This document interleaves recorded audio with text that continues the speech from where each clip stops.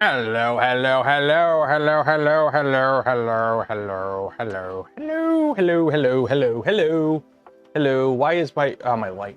I gotta go. I'm gonna hit up Henry's this weekend and be like, hey, Henry's, you are a store that sells electronics. You know what? Like 2 years ago, I got an email from Newer, and they're like, hey, we want to give you some stuff, and I'm like, I'm good right now. I should have totally taken them up on their offer. I totally should have back then. Like, I don't need stuff. I like my super simple setup. What do I need extra lights and cameras for? Oh wait, everything's breaking. I mean, to be fair, I've gotten like 4 years of use out of these crappy lights, so I can't really complain. Why are you beeping at me, printer? You are broken. No, you're not broken. Change filament. Oh, okay. Okay. Talk about good timing. It just started beeping at me and it's like, oh, I'm out of filament. And it's like, oh, okay. Let's do this then.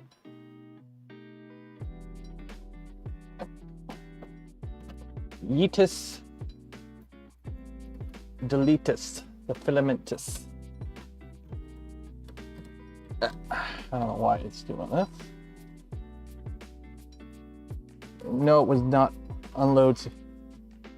Open the idler and remove filament manually. Retry ramming. There we go. Okay. So this is going to sound really weird, but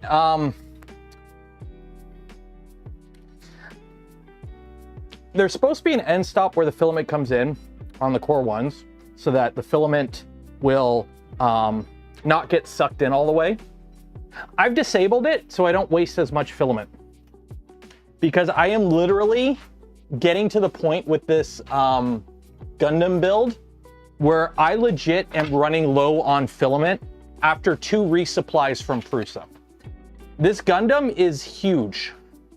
I did not realize how big some of these parts would be until I started printing the legs. And it's like, cool, 1 part for the leg, 600 grams. There's 2 legs, and I need to print 5 of them for each leg. So yeah, in terms of filament, I am trying to eke out as much as I can, because I think Shane is going to have another aneurysm if I bug him again for more filament. Be like, hey Shane, you know how I said I was good and I didn't need any more?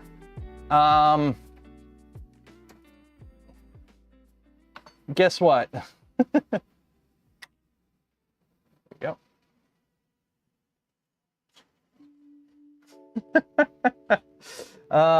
Polymaker time? No, it's why would I do polymaker? This is a Prusa build. Speaking of polymaker though, why tie yourself to one brand when you could whore out for 2? Polymaker is having a sale right now.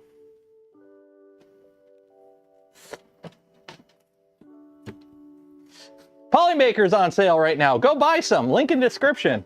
Also, you don't have to buy it. You could just win it, because we're doing a giveaway at the end of stream.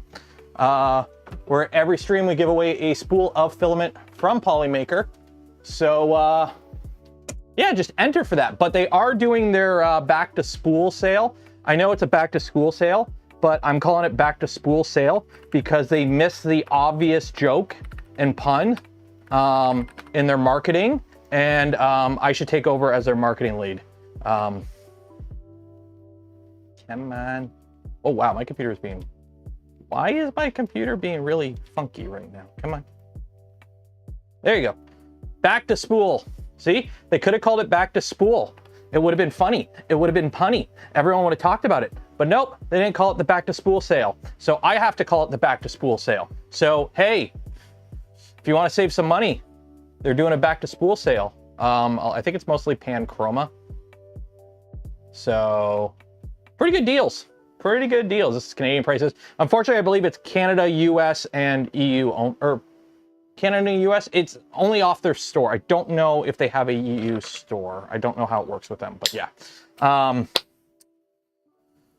So yeah, I got another spool to add to the pile. The spool pile of stacked up spools for the Gundam, by the way, is officially taller than me now. We have run out of vertical height for the Gundam. Yeah. So I'm printing like these parts. These are for the base. I needed 2 of these. Each one of these is like 400 grams. Like, this is what I mean. Like, everything's huge on this now. Everything's getting stupid big. I don't even have a box for the... Okay. I gotta put more of the Gundam together. We're gonna put some of the Gundam together today, because I'm literally running out of room. But, before we get to that, what are we doing today? What are we doing today? It is Friday.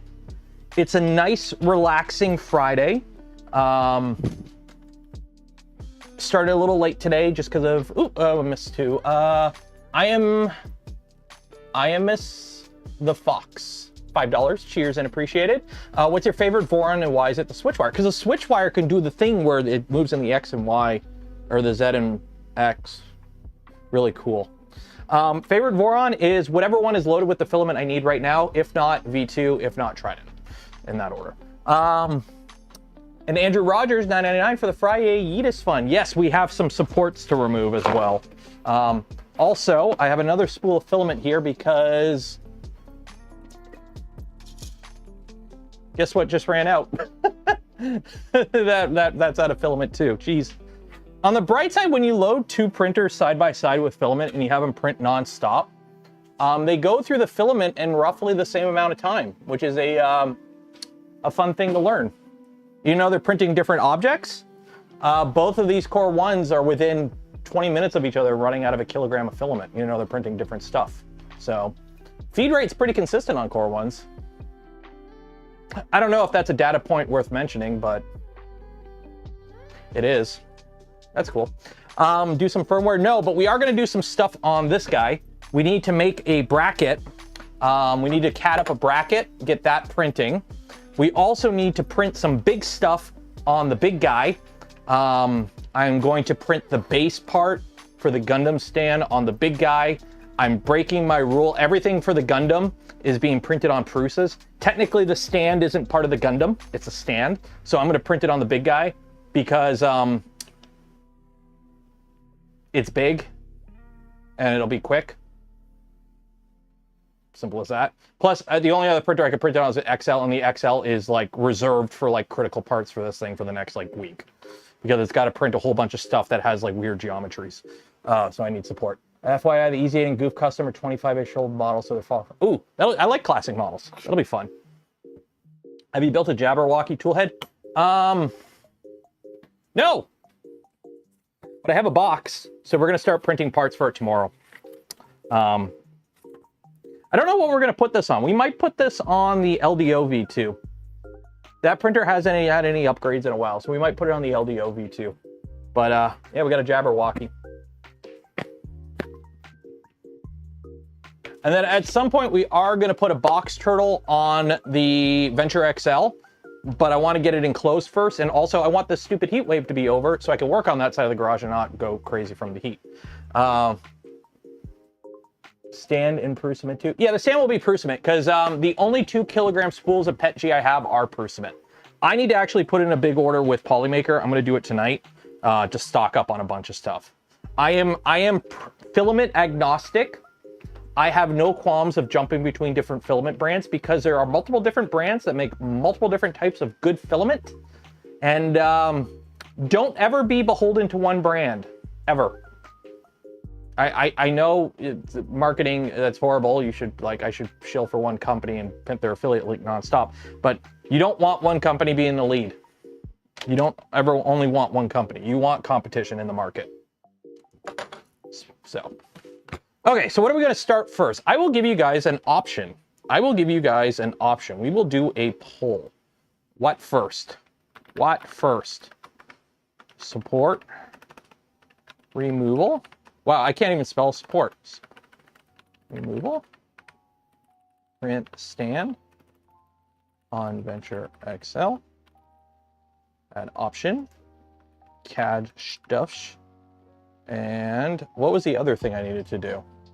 Support. Oh, build a Gundam part. Build Gundam parts. Build Gundam skirt. We gotta build skirts. There you go. 4 options. Pick one. Whatever one is number 1, we'll start first, and then we'll just work our way down the list. So.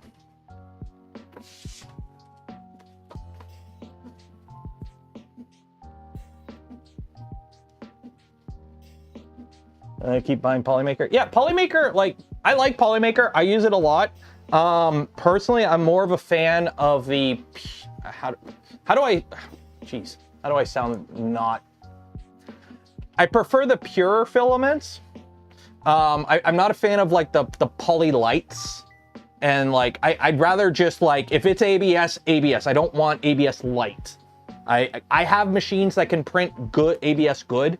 I want good ABS. I want good ASA. I don't want these blends, because a lot of times when you blend it to make it a little bit easier to like print, you lose some of the material properties you want.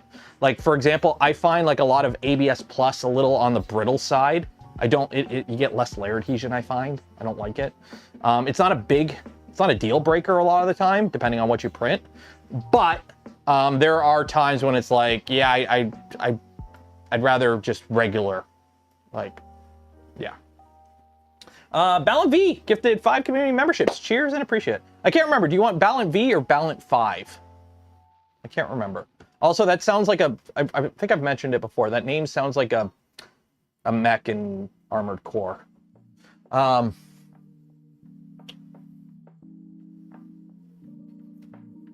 Print the stand on the Venture XL. Okay, Venture XL stand is first, and then CAD stuff, and then support removal, then Gundam stuff. Cool. Okay. So I will leave the pull open. So I need to get some filament. How can I get to the filament? I have 20 boxes of Gundam stuff back here. Literally, I have 1, 2, 3, 4, 5. I have 6 boxes filled of Gundam parts back here. All right. So what do we got here? We will go with jet black cement. And then Venture XL. Hopefully, are you online? You are online. Home all.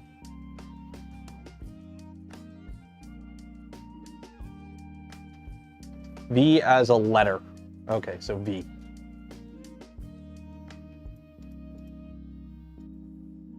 I don't know what's in here, but we'll just turn it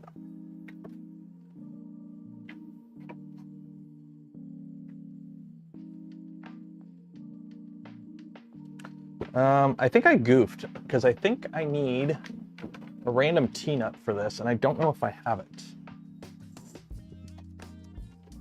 This might be a problem. I think I need M4s for this. And I don't know if I have M4 T-nuts. Yeah, because I don't think M5 fit in here. Yeah, that's an M4. Of course I use M... You know what? I could make this work. Now, is drilling out the hole to make it work with M5 the proper way to do this? No! But I'm going to do it anyways, because M4 screws are dumb. We don't use M4 around here.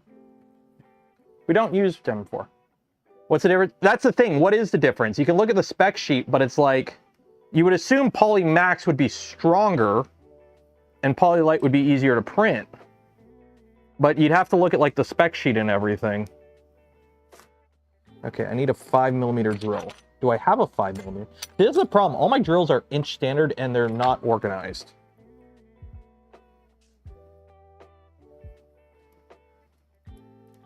Will you work? No, you're too big.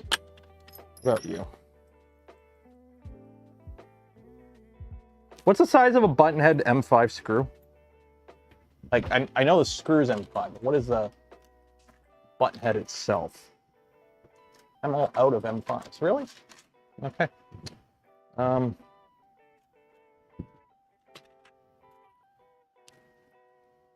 that'll work. Yeah, that'll work. Okay.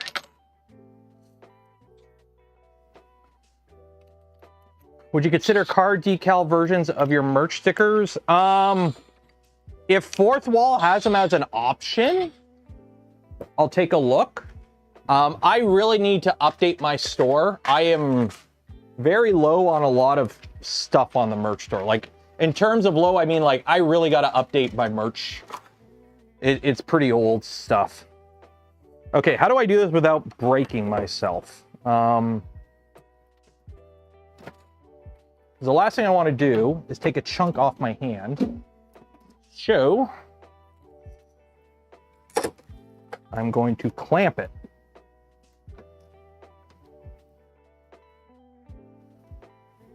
There we go. And now, as Bruce Willis said before he saved the Earth in the 90s there, we drill. That is a horrible idea.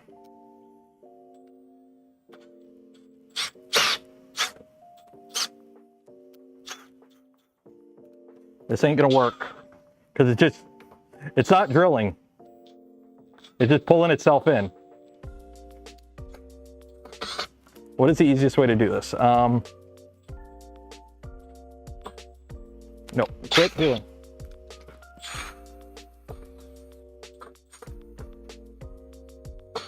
I'm a machinist.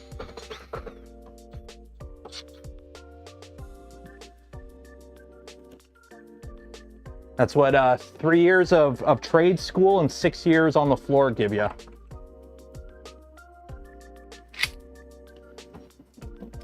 Oh, hey, perfect timing. We ran out of filament again.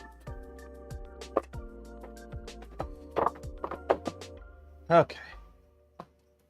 Was the filament unloaded successfully? I don't know. Let's find out. Yes. Yeah, so I disabled it, so I only get like this much waste, which is kind of annoying, but it is what it is because you have to open it up to pull the filament out. But I want to save as much filament as possible because I'm literally running very low on it. Like crazy low on filament. Step drill. Dude, why didn't you say so? I have a step drill right here. I should have used this. The problem is I never use step drills. I never use step drills. So I keep forgetting I have step drills.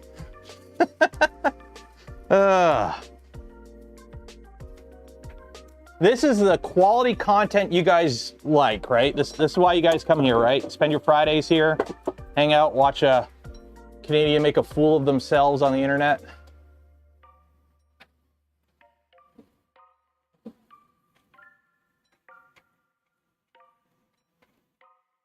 Yes, filament unload successful. Continue. Suck it in.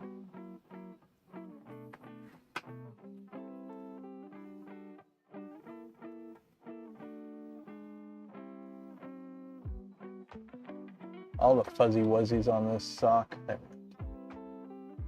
Purging. Purge the heretics. Purge the non-believers.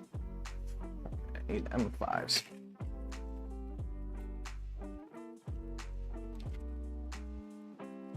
Ah. There you go.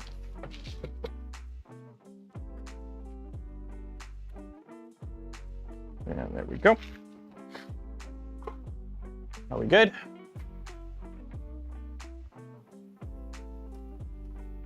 By the way, if you ever watch, it's pretty cool watching the Prusas, the way, I don't know if this is a design intent or if it's just, this is just kind of how it worked out.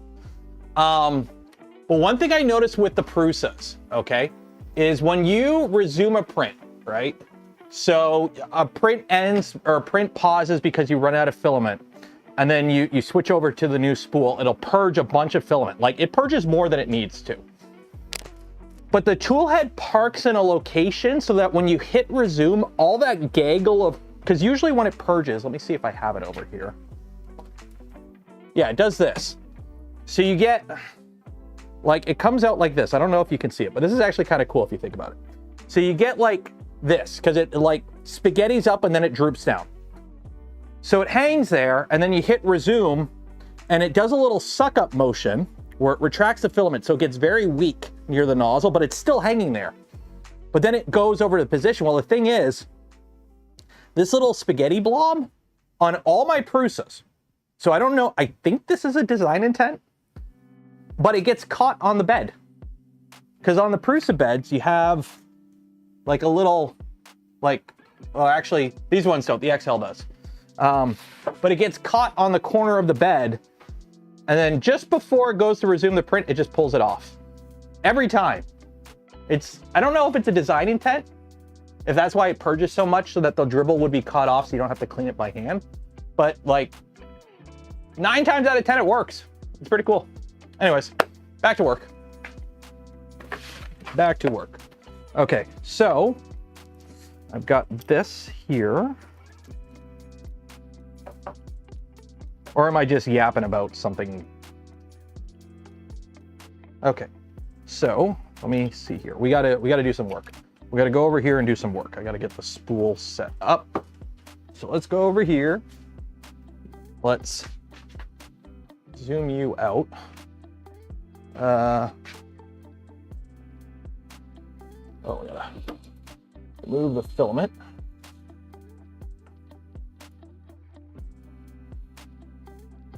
There we go.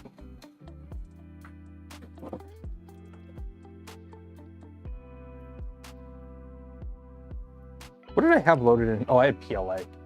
So I haven't actually printed ABS on here yet. So I actually have no idea how, or correction, not ABS, PETG on this yet. So I have like no idea how well it's gonna print PETG.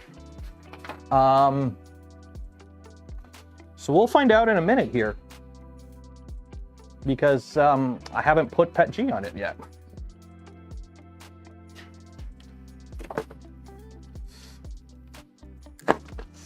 It should print PETG fine.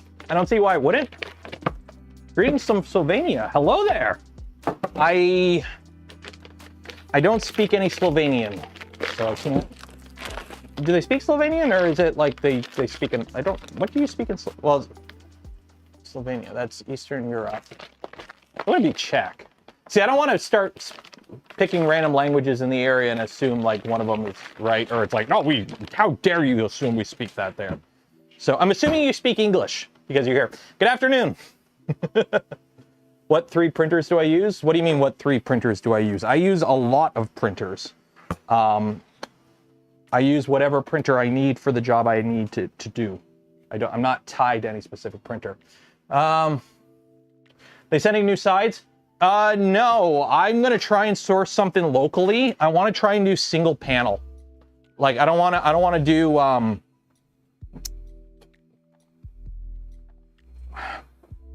I want to try and do 1-piece panels. I don't want to do 2-piece panels. Hopefully I'm on the right camera. If I'm not on the right camera, yell.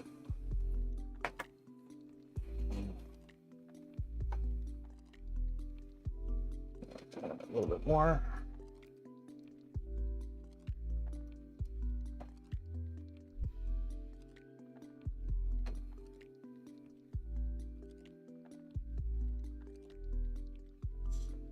Okay. Hopefully that don't fall.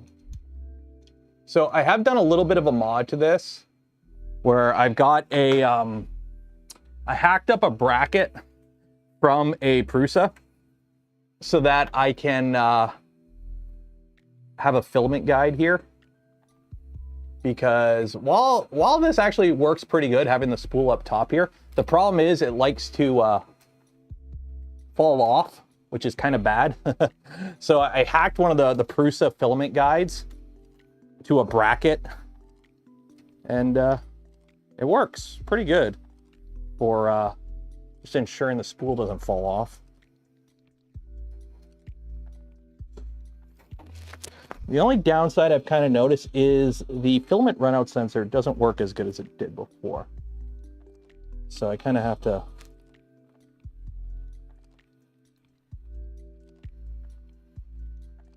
manually feed it in sometimes. Extrude. Wait, are we at oh, we're not at temperature, that's why. Temperature 250, enter. Let that heat up. Am I on the right camera, by the way? I am on the right camera. Oh. Forgot how hot it gets on this side of the garage.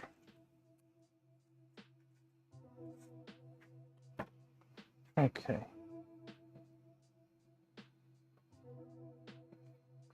Also, I forgot why I don't like having printers on this side of the garage. I goofed. I actually kind of goofed a bit. I opened the garage door the other day and it was raining. Because, you know, that happens. You know, on this planet, it occasionally does rain. And unfortunately, what happened was, because it rained, my garage door was wet. And I had water drip off the garage door onto this printer. Now, luckily, nothing happened. Like, it was just a couple drips. The printer wasn't doing anything. So, not that big of a deal. But that is why I normally do not oh, extruding? We are extruding. Okay. Temperature, cool down, extrude, and then do a 5mm retract.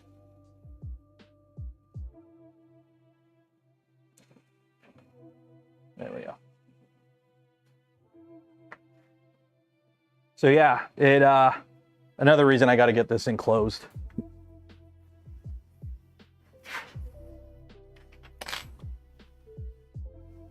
Do I know where Slovenia is? Yeah, it's Western Europe, right? Slovenia. Isn't it like part of former Czechoslovakia? Yeah, Slovenia. Yeah. Yeah, it's by Croatia. Or no, not Czechoslovakia. No, that's Czechia and Slovakia. It's part of, oh, the whole Bosnia area. Oh yeah, yeah. I'm not going to assume what language you speak over there. Yeah, we're not going to assume that. As soon as you see this area of the map, it's like, oh, I ain't getting into that can of worms. I ain't getting into that can of worms. Okay, Orca Slicer.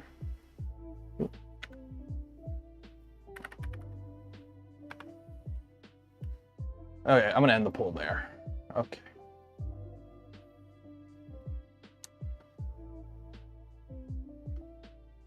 No, not single piece for the door.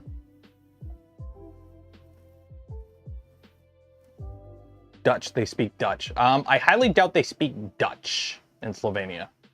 I mean, they might. They might. I could be wrong, but I highly doubt they speak Dutch. Howdy from Texas. Yeehaw, partner! Ride 'em up, some cowboys. You know, like Texas becoming pretty blue in all the cities. Okay. So, this is what I need to print. The stand. I don't know how many of these parts I need, but I'm going to print as many of them as I can. So, fun fact, I got to scale everything up 200%.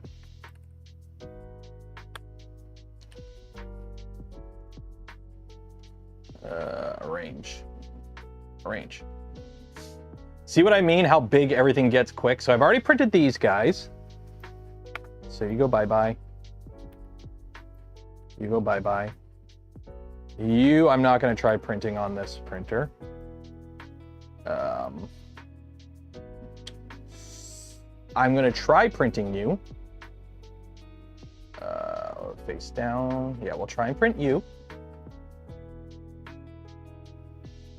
Jesus. How would you even... Okay. I'll worry about you on your own. This will be easy. I just flip you over. Same with you. And you will fit there. Yeah. Okay, so let's arrange. Arrange. Okay. I don't like that layout.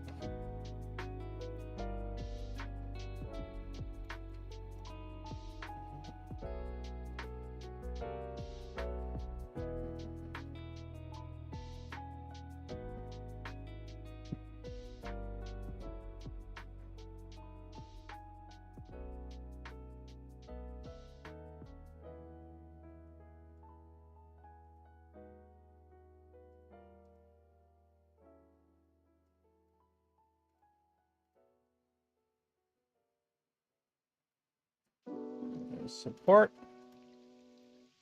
Enable support. Normal, manual. Great.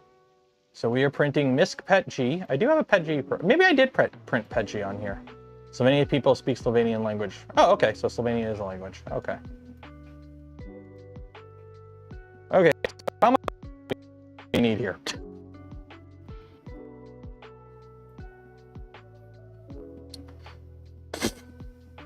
This is why I loaded a 2 kilogram spool. This is what?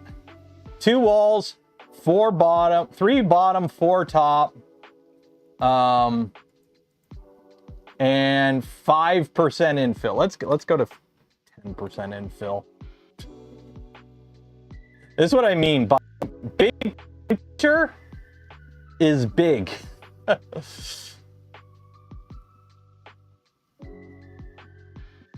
How do these parts even go together?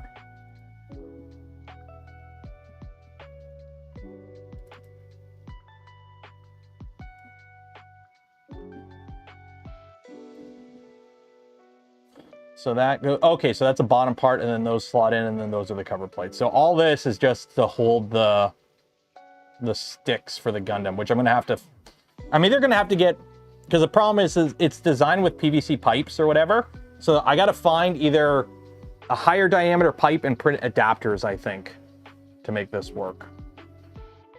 But, I mean, look at this. This is 1,900 grams, so 1.9 kilograms of printing, 15 hours. 15 hours for almost 2 kilograms of printing. Like, that is crazy throughput. That is crazy throughput.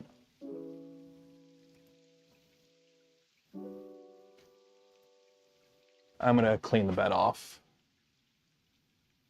If you have an ATI card, please upgrade. What's wrong with ATI? Proud Canadian company. For those that don't know, ATI was Canadian. And when did they get bought by AMD? It's been a while. I know it's been a while since they got bought by AMD.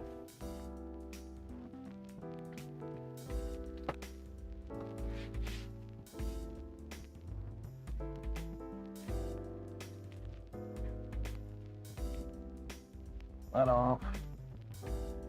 Okay. And then I am going to put a little bit more of the Vision Miner because I put that shit on everything.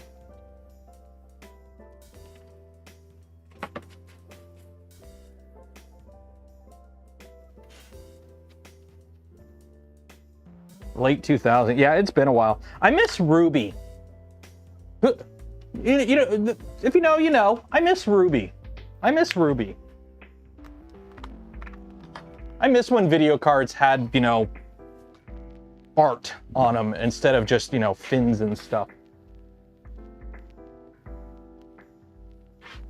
Oh, Vision Miner. Speaking of Vision Miner, buy and save with code Canuck at Vision Miner at the link in the description. Because I have an affiliate link with them finally.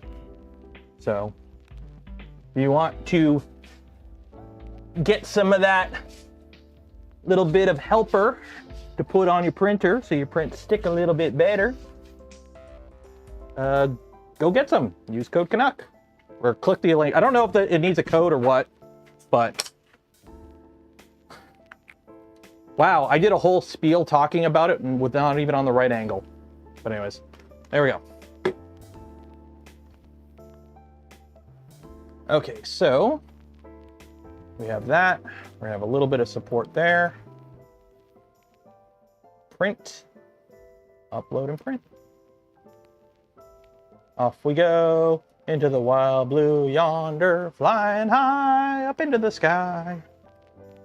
Okay. I don't know why I started singing that.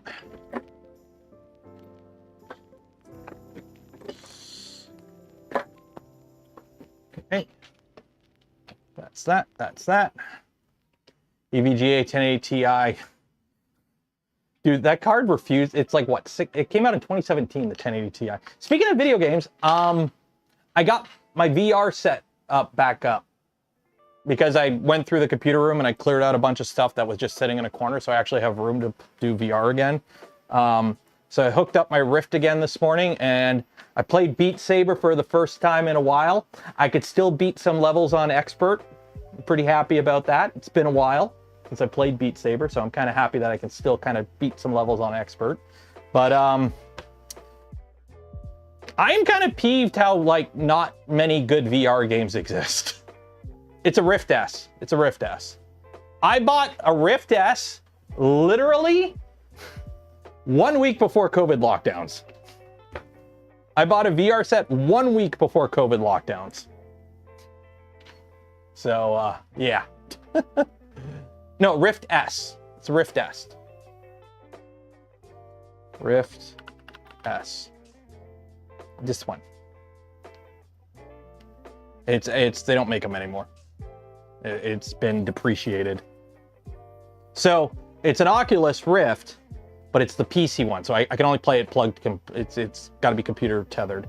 Beat Saber, yeah, literally Beat Saber and Half-Life Alyx are like the only two VR games I've actually sunk more than like a couple hours into. Every other VR game I've played is like, I played for like half an hour and I'm like, okay, that was fun, and then I never touch it again. So, Canuck and Canuck. And in that case, Spectre, it's just the, use the, it might just be the link itself then. There should be an affiliate link in the video description. Just use that. Oop. We're probing. We're probing. And what we might do tomorrow, by the way, I do want to put a umbilical on this. We might be putting an umbilical on this tomorrow. Because, fun fact, you can't hear it because I have a ton of noise canceling. Those chains are making a clicky-clack noise, and it's super annoying. They didn't do it before. So before, the chains didn't make a noise when I had them backwards. But now that I have them mounted the right way, they make like, they go click, click, click, click, click, click, click, click as they unfurl. And it's super annoying. And it's only the X cable. It doesn't do it on the Y, just on the X. It's super annoying.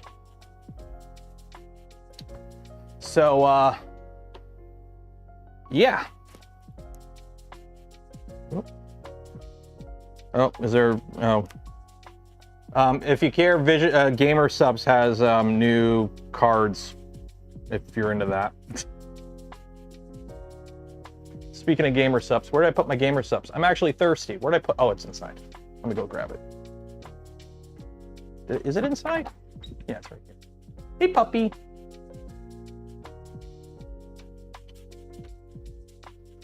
You good? Yeah, he's just sleepy. He's just sleepy. He's just sleepy.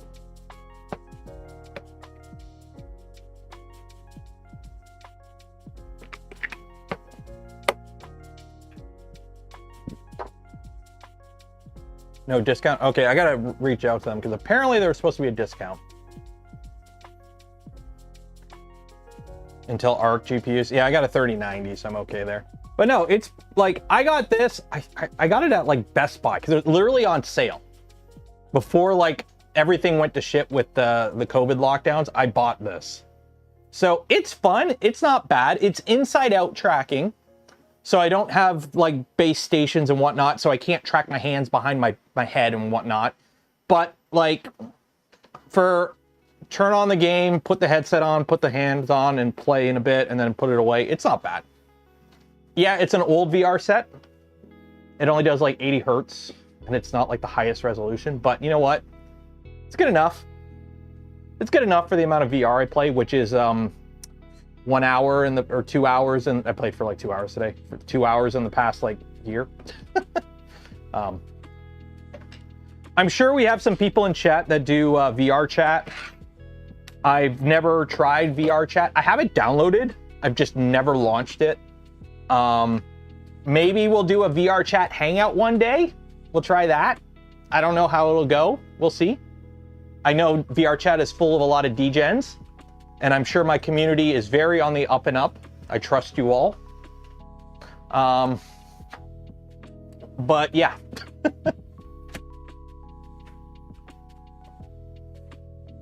Rift CV was better, especially when you had the third camera. Well, I don't have extra cameras. I just have the inside-out tracking. I don't have extra. It's not bad. Like, I've done the whole... I beat all of Half-Life Alyx with it. It's funny, I don't get motion sick in VR. When I played Half-Life Alyx, I played, like, the first day I got it, I played it for 6 hours straight. I didn't even take off the headset once. Just 6 hours straight in VR. It was fun.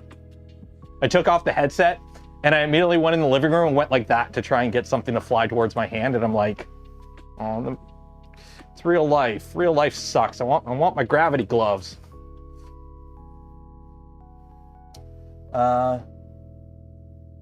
Quest 2 and 3, Well, the problem is, probably Electric Cafe. Did they...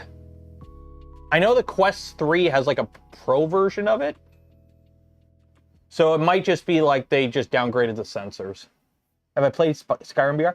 I did, and I didn't like it because the problem with Skyrim VR is they didn't remake the game for VR. They just made the game work in VR. So the problem is you run around with the sword, and you just go... And it counts like 50 hits. There's no like swing timer, right? You know, big sword goes slow, small sword go fast. But in VR, big sword go, and you kill people really quick. Or actually, I have 3D printed knives here. You go, yeah. And in the bow, there's no reticle, so you have to download a mod so you can actually aim with the bow. It's really... Nobody has made a World of Warcraft for VR. Like, I know there are some first-person shooters for VR. I think there are some MMOs for VR. You would think a VR MMO would sell like hotcakes, considering how many freaking Japanese isekai anime mangas are based around VR worlds. But like, no, because it's hard to balance. It's very hard to balance. Because how do you do sword fighting with no weight, where you can like literally just go... Like, it's hard to do VR properly. Hey, it's printing. I should have probably made sure that the first layer was good. Yeah, I gotta cancel this print. Shit. Pause print. I forgot. Cancel print. Okay, we gotta fix this. We gotta fix this. That's a problem. This is a problem. I forgot. Oh wait, I am in here. Yeah, this ain't gonna work. Because all these have invisible first layers.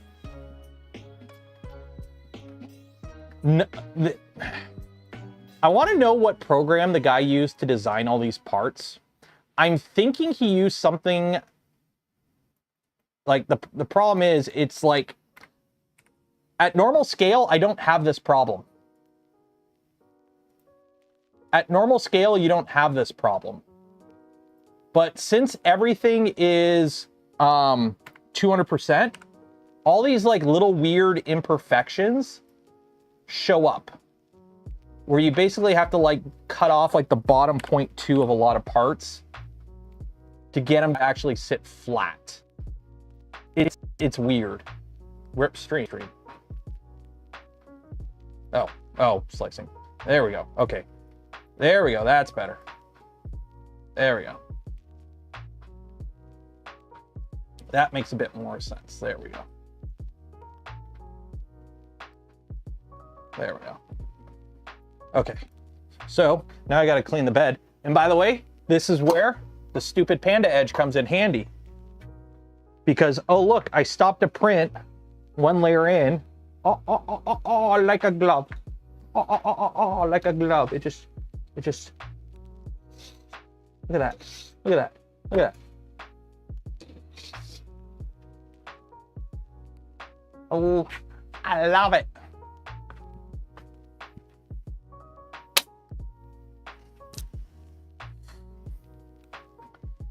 Okay.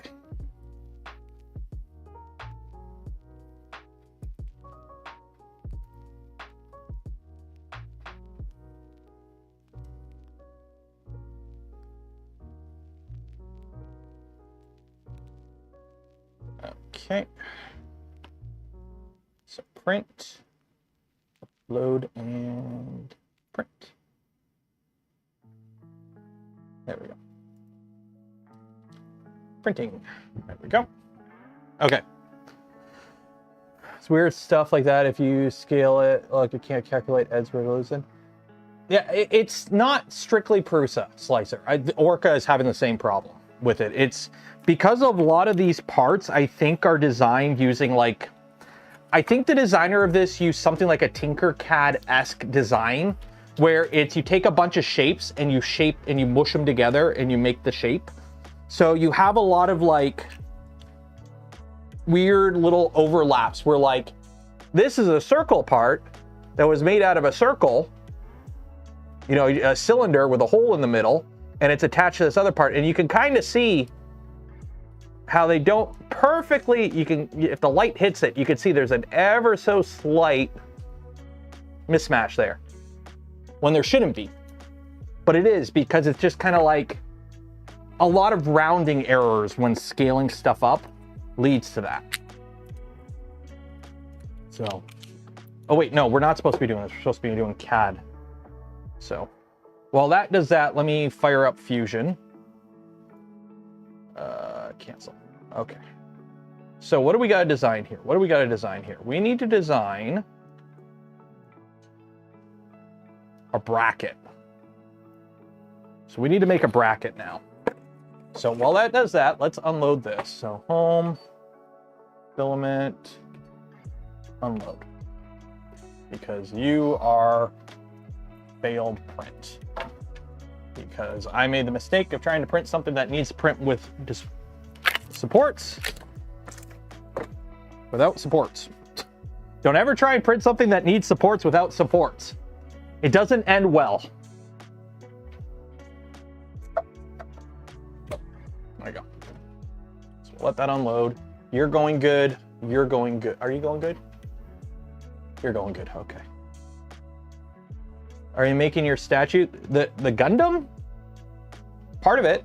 I've got boxes of parts here. Like, it's insane. Like, just so you guys are aware what I'm talking about when I say boxes of parts. This is about 2/3 of the parts for one leg. Right here. This is 2/3 of the parts for one leg. This box is full. And I have another box. And then I have the torso. And then I have the skirt. Then I have a box with what's other parts of the skirt that I got to put together so I can use that box to put backpack parts in. Because I've run out of boxes. Darrow, does the front skirt of the Seaboard Trident need to be the ones from the GitHub? Yes, because it uses the clicky clack door mod. Like this skirt, yeah, it uses the clicky clack. Also, you print extras of these because anytime you bend this over, you're gonna snap this. I've done it multiple times already. It's super annoying. Okay, let's do some CAD. So what do we need to CAD up? This is what we need to CAD up.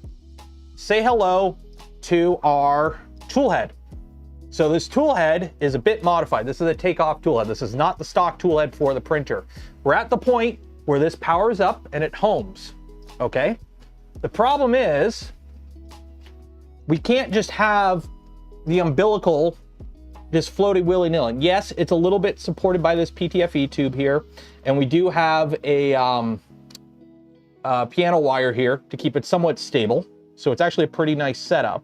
The problem is we need something to zip tie this. So we're gonna print a little bracket that I can mount to here because we do have heat sets here. So I can screw in from the back with a heat set. Because we have screws coming in the front, but we also have screws coming in from the back. I think, hopefully this works. Yes. Yes, it does work. Sweet. So that screws in from the back there, okay? So the plan is we're gonna CAD up something that mounts to the back of this, has a little peg that stands up with some zip ties and a 1mm hole that I can run this through, and that will give us an ability to anchor this. Simple as that. Simple as that. That is the plan. So we are going to do this kind of fast and loose, because the joy of additive manufacturing,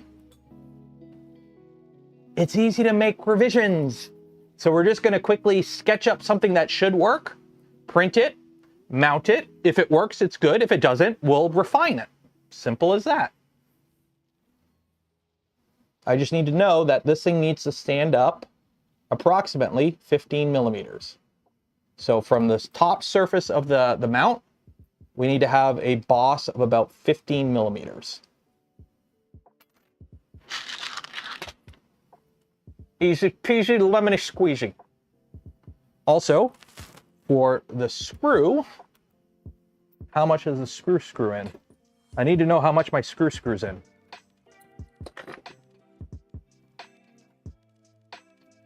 You look like Chewbacca carrying around a pile of C-3PO parts. I was going to try and do the Chewbacca noise, but there is no way in hell I can do it properly, considering I've never tried to do the Chewbacca noise. No, we're not going to, no. I should not have tried that. Should not have tried that. That was an embarrassment. That was sad and embarrassing. I should not have done that. That was a mistake. Okay. So that means how much thread engagement do we got here? We have approximately 4 millimeters of thread engagement, which is completely not optimal, but it'll work. So let's CAD. So we need to sketch. It'll be on this surface. We will make a box.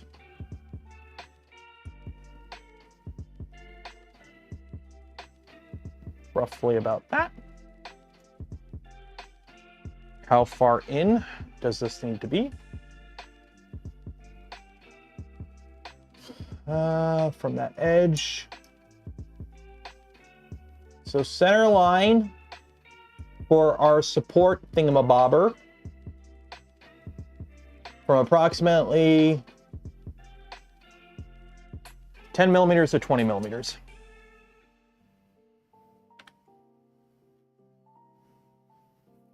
Let's see here, just double check.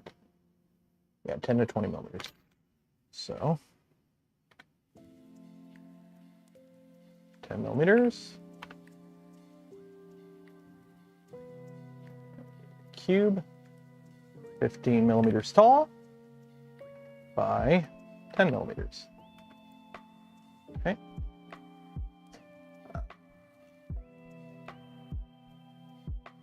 Actually,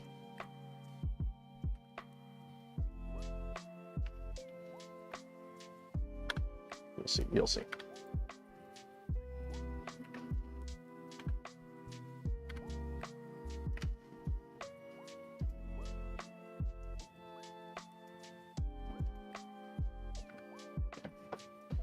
Okay, so that.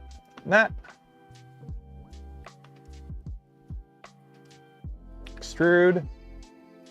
This will be a new body, and we are going to extrude. Let's go. How thick do we want this? How thick do we want this? We want this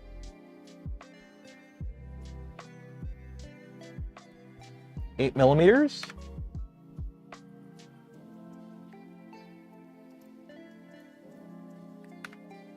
Not 80, 8.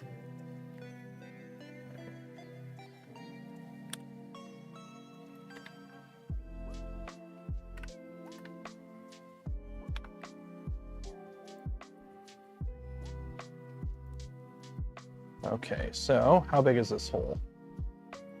Inspect. No, I don't want that. I want the radius. What is it? It's a 5 millimeter hole. Did I make that 5 mil? Is that a 5 mil hole?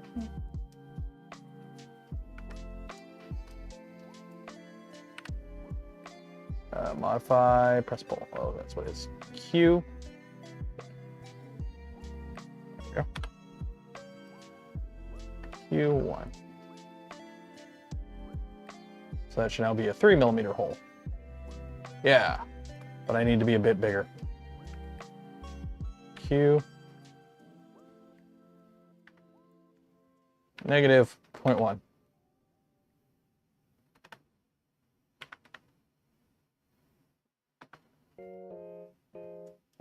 Why did that? Control Z. Okay, Q. Negative 0.1. Oh, because it goes back to its original. Oh, okay, so I did 1, so if I do 0.9.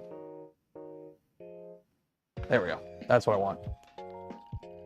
Q 0.9. There we go. So this should be 3.2 millimeters, which is a clearance hole. Booyah, clearance hole. Okay, so now we need, this is 8 millimeters, right? So I put a hole there. You want flat bottom, 4 millimeters deep,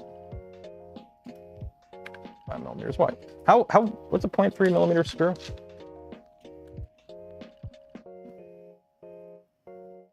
It's like, what is it, 6 millimeters? It's 5 millimeters, we'll do 5.5. 5.5.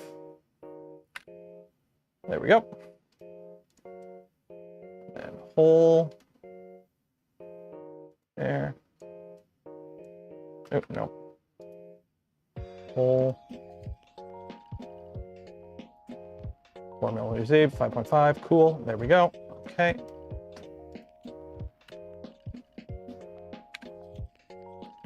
I want.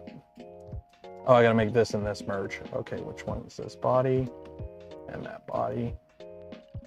How do I merge bodies? How do I combine, create components? How do I combine bodies again? How do I combine bodies? Combine bodies. How do you combine bodies in Fusion? Not isolate, create components from bodies? Combine, where's combine? On the toolbar. Combine on top 2 cubes. Split body, oh, combine, there we go. Okay. Yeah, because I want to relay 2. No, I want.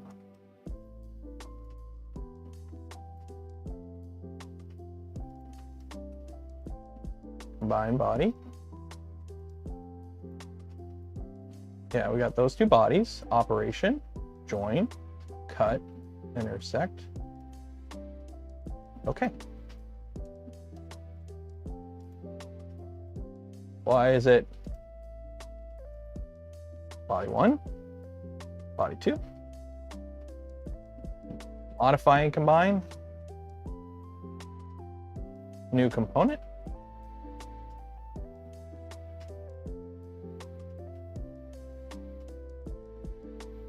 How do I, why isn't it,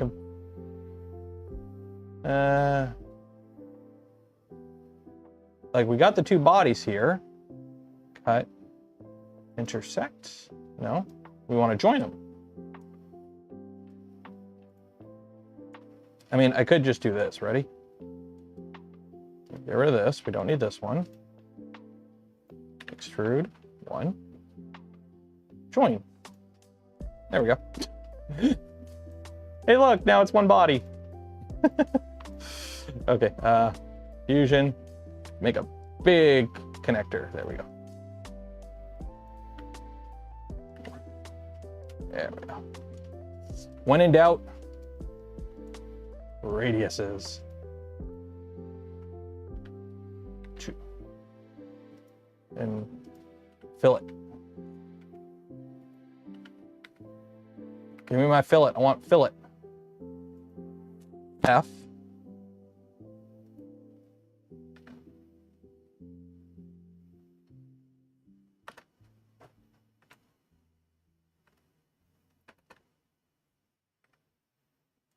Okay, I can't fillet that. Oh well. I mean, whatever. What if I hit delete? There we go. Delete. Fillet 4. There we go. Fillet 4.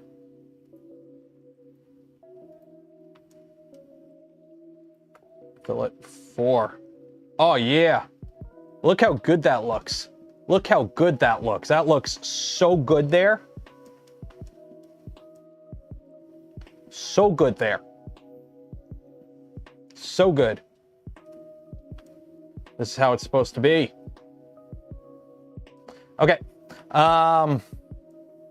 So now I want to put a little curve in here. So let's extrude 12.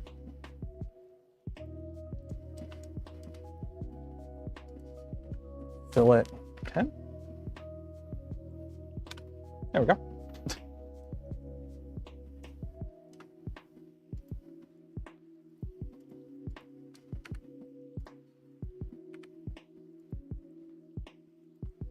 Fillet 1. Do 0.5. Just get rid of that sharp edge. We don't want sharp edges on. Can't do a 1, right? That'll work. We don't want sharp edges there. Okay, so now I need stuff for the zip ties. How big is a zip tie? I should probably look at that.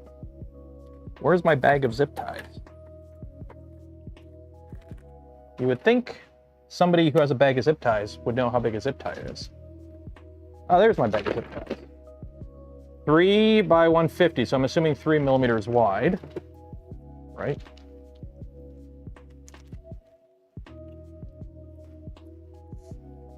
Do I need to use my precision Mitutoyo micrometer? No. But I'm using them anyways. It's about 2 millimeters. So let's do this. There.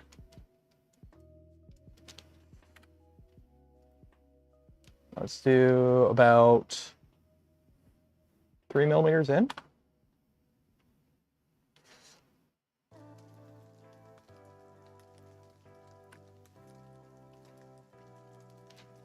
.5, no, 1.5 by 2.2. And then skip another 3 millimeters, sure. And 1.5, 2.2. Extrude. Negative 20. Blow a hole right through it. There we go.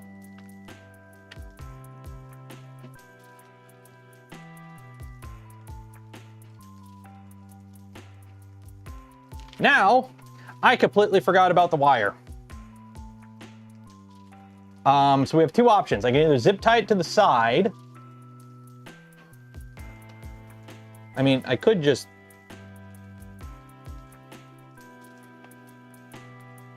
Yeah, you know what? We might just zip tie it to the side. Yeah, we'll just zip tie it to the side. Because that way, if you need to replace it or whatever, it's pretty easy. Because the other option would be to basically drill a 1 millimeter hole through this and then just have the wire just kind of stick in there. Yeah, we might do that. Here, we'll just do that. Just drill a 1 millimeter hole through it.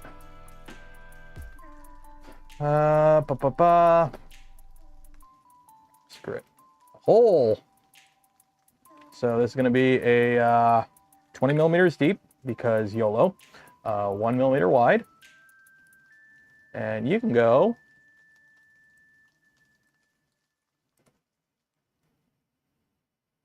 right about there.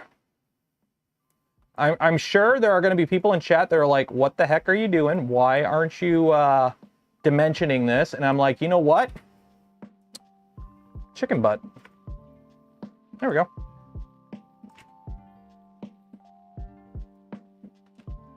There should be enough meat to hold that there. So there we go. That. Put a little chamfer on everything, make it look nice and clean. Booyah. And there we go. There is our bracket adapter thingamabobber. So now we take this body, save as a mesh, save it. We are going to save this to Jupiter mount bracket for the wires and stuff. Save. Save. There we go. Make the hole slightly undersized. It should come out, considering this is a 1mm hole. I trust Joe's machines to have some pretty good tolerancing, but I highly doubt they're gonna punch in a 1mm hole bang on. So we're just gonna kind of, what we get is what we get. So now we load this guy up. Not the XL. The XL is busy doing XL stuff. So Prusa Core 1, we're not doing the Core 1. We are doing the Mark IV with input shaper. We'll start all of that. Okay.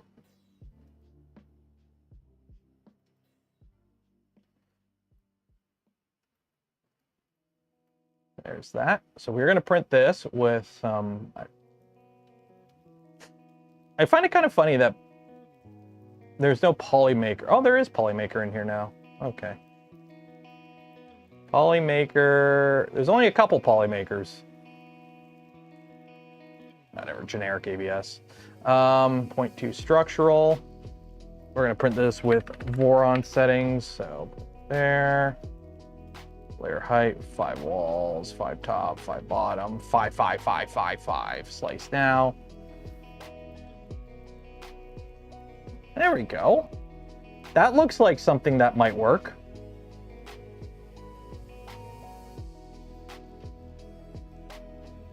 That looks like something that might work. Okay, let's load some abs in here.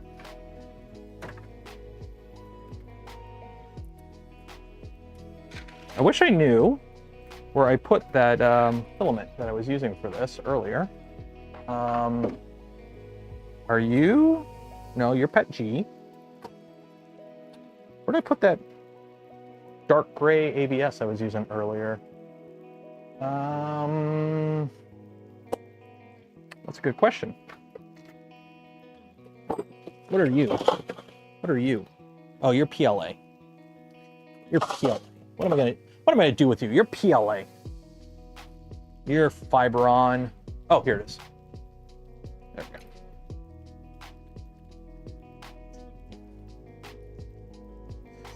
Okay.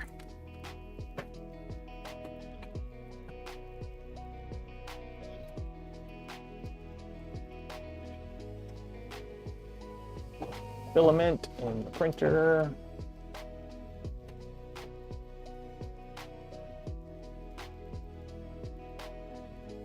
Close you. You are ABS.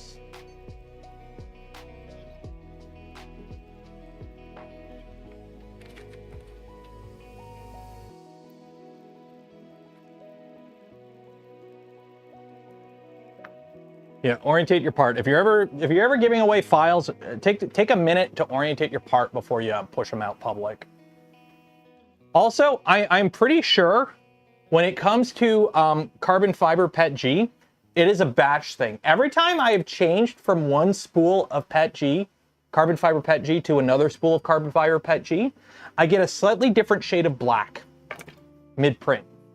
So I'm pretty sure there is some stuff going on there. But let's see, Connect, printers, OG Joe. I think OG Joe needs a firmware update. Yeah, let's do a firmware update on OG Joe. Let it do its thing. Okay, so while we wait for that to print, who's CFPG? Prusament. It's probably like tile, where like slight variations in batch numbers and like the different amounts of fill, carbon fiber fill, lead to different, because I haven't noticed it with the colors. It's only the carbon fiber filled filament I've been noticing this issue. Yeah, everything for the Gundam is in Prusament PET G, and it's been printing like butter. Like, very, very good for a lot of this stuff.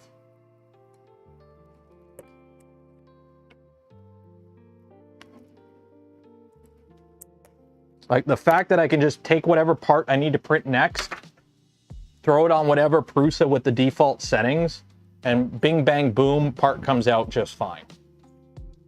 Like, just knock the supports off you go. A fine addition to the collection.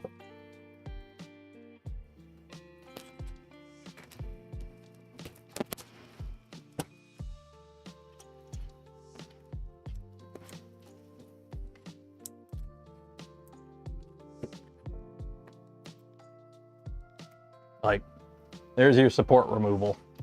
And even for like same material supports, that ain't bad for your break off, for how clean that's coming off.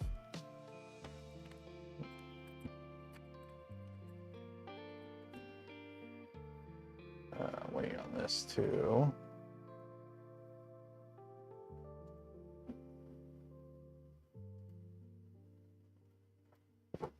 Yeah, I know there's a firmware update. Update the firmware.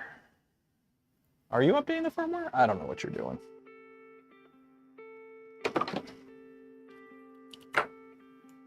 By the way, my bin of support parts is getting full.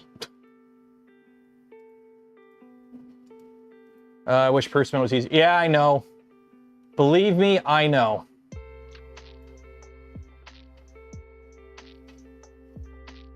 Hey, you know what? OG Joe, you're gonna.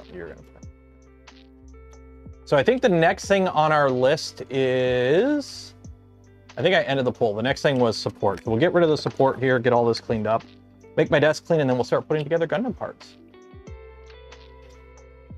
By the way, how are you guys liking this style of stream? I've kind of made a conscious decision to try and break up the schedule a bit more with more faffing about in the garage type streams, instead of every stream being like a printer build stream or something. Like, essentially we're trying to make it a little bit more hangouty, have some fun. That way also it helps, because I'll be honest, after like 3 years of doing this, it's been getting a little stressful ensuring I have content for each stream. Like, streaming 9 hours a week and ensuring I always have like a printer to build or a mod to do or something,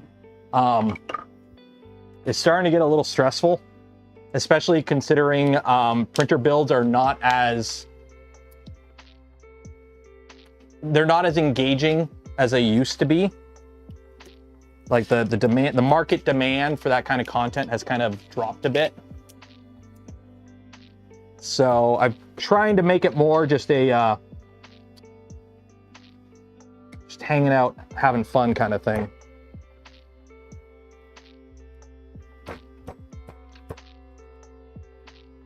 Trying to find a sweet spot. There it is. Building things other than printers is a great... Well, that's why I've started doing like the Gundam stuff. I need to get back into working on the power armor. It's basically trying to get it more into like fapping about, having fun, making stuff in the shop, versus like, this is what we're doing today and this is the type of content we do every day. It's like, in case you haven't noticed, I've been doing more shorts as well.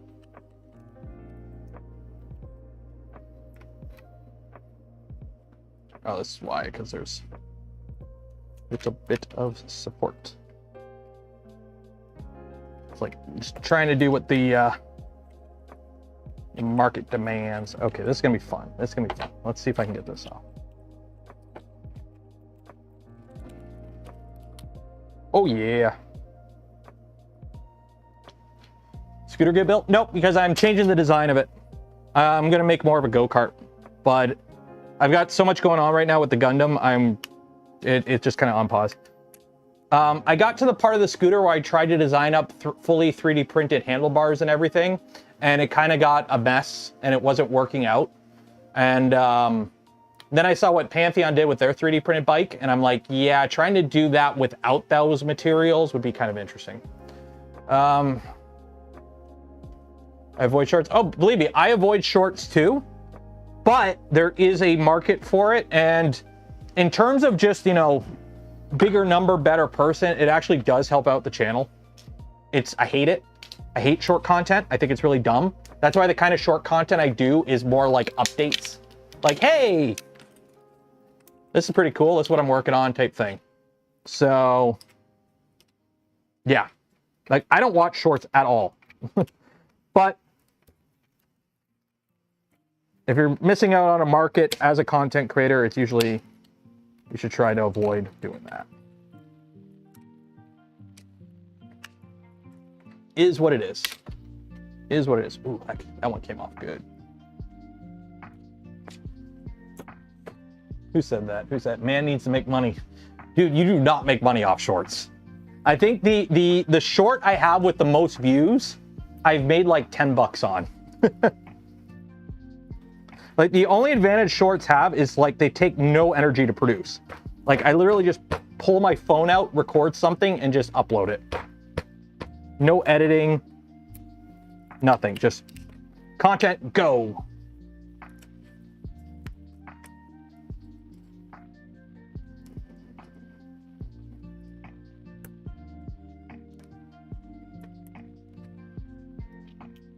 Dang it, that was supposed to come with it.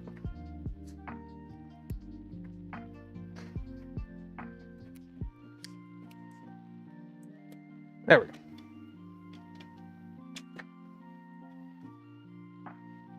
Yeah, shorts don't make money. Shorts only make money if your shorts get like hundreds of millions of views. Like, I don't know, I don't watch shorts.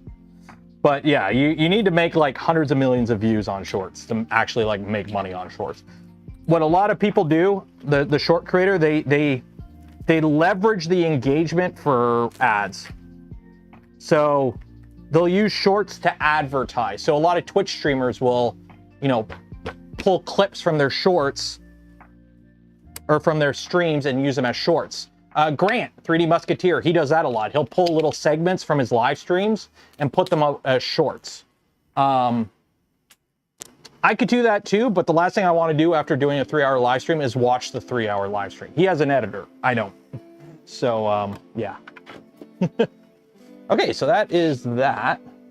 Nozzle cleaning failed. Retry.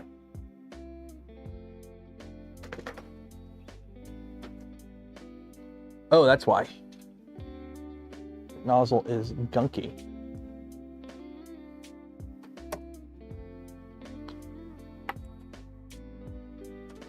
Good God, what an ugly nozzle. I'm gonna rip off that whole hot end on that printer. It's like Anakin Skywalker. The Mark IV has had like so many clouds of death on it because it doesn't have a sock. Because I got it before socks were a thing for the Mark IV. That was dumb. But it's literally like Anakin before turning into Darth Vader. It's not clean. How's this coming along? I should probably check. We good? Oh, we are good. We are good. That's spinning freely. Good. Good, good, good.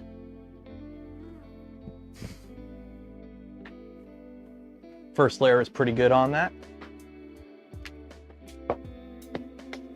Yeah, like I got to start doing, I did it for a little bit, but then I stopped doing it because it got annoying.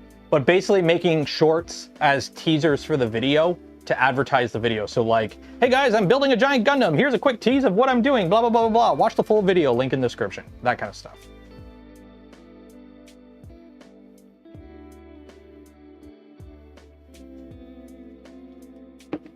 Feels like YouTube will actively stifle channel growth if you don't produce shorts on channel. Channel growth on this channel for the past year has basically been stagnant. Yeah, put it this way, at doing the exact same content last year, I was averaging about 1,000 to 1,200 new subs a month. This year has been anywhere from 200 to 400 a month, doing the exact same content. So it's actually a little bit on the uptrend right now, which is kind of nice, thankfully. But there was a period there where it was like 200 people a month new, and it's like, what the heck? Because there was a period about 2 years ago where the YouTube algorithm went nuts on suggesting old live streams.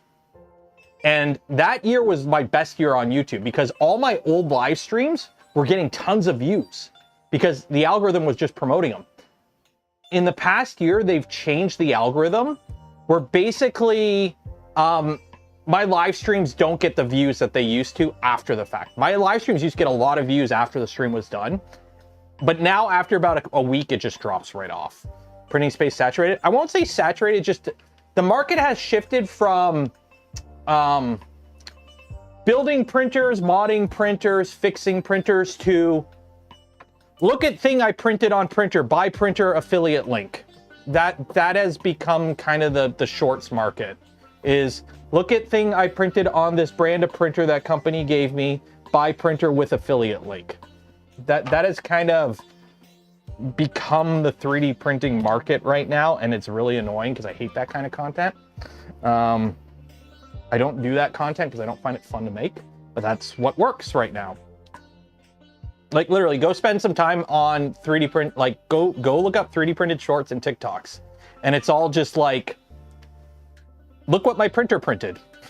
It's like, yeah, but anyone's printer can print that. You just made a short of printing that. So, anyone who can't read the Boron instructions.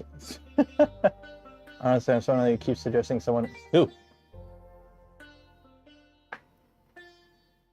Oh, is it printing now? It's printing now. Okay. So that's printing. So if all goes well, that'll be done before the end. Okay, let's build Gundam stuff. AI voice plus printables plus affiliate link. Yeah. At least I like that printables has the option to disable AI models, and I just turn that shit off right away. It's like, I do not want, this is a clanker-free household. We do not be using, I mean, to be fair, I have an AI bot in the basement, and but it's offline. I don't like this AI slop 3D printing stuff. I don't like it. I don't have TikTok. I do shorts because it's just part of the account. Here's what my Bamboo. Dude, Bamboo threw a lot of money kitting out. If you are a content creator in anything tech adjacent, Bamboo sent you a free printer. FPV, automotive, anything tech adjacent, Bamboo sent you a free printer in the past 2 years. They reached out to everyone. I give them credit. Their marketing department is great. In case you haven't noticed, Prusa finally gives away printers. Prusa, for the longest time, didn't give away printers to content creators. You had to buy them, right? They got a few, the odd review unit went out, but for the most part, it's like, our printers sell themselves. Why would we give them away? And then Bamboo flooded the market, giving every content creator a free Bamboo printer. Of course, it's going to saturate the market.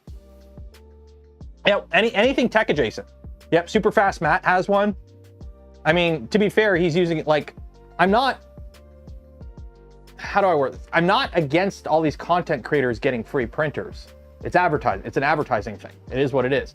It's just Bamboo had a lot of money to throw around, giving all these content creators printers.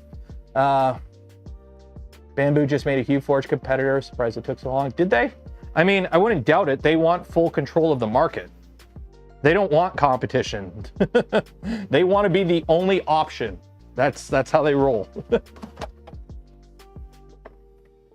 The fact that they blacklist content creators who critique them has instantly made them like a no-no for me. Like, I'm on their shit list because twice, I'm sorry, Bamboo, if your printer starts smoking in my house during a live stream, I'm gonna freak the fuck out.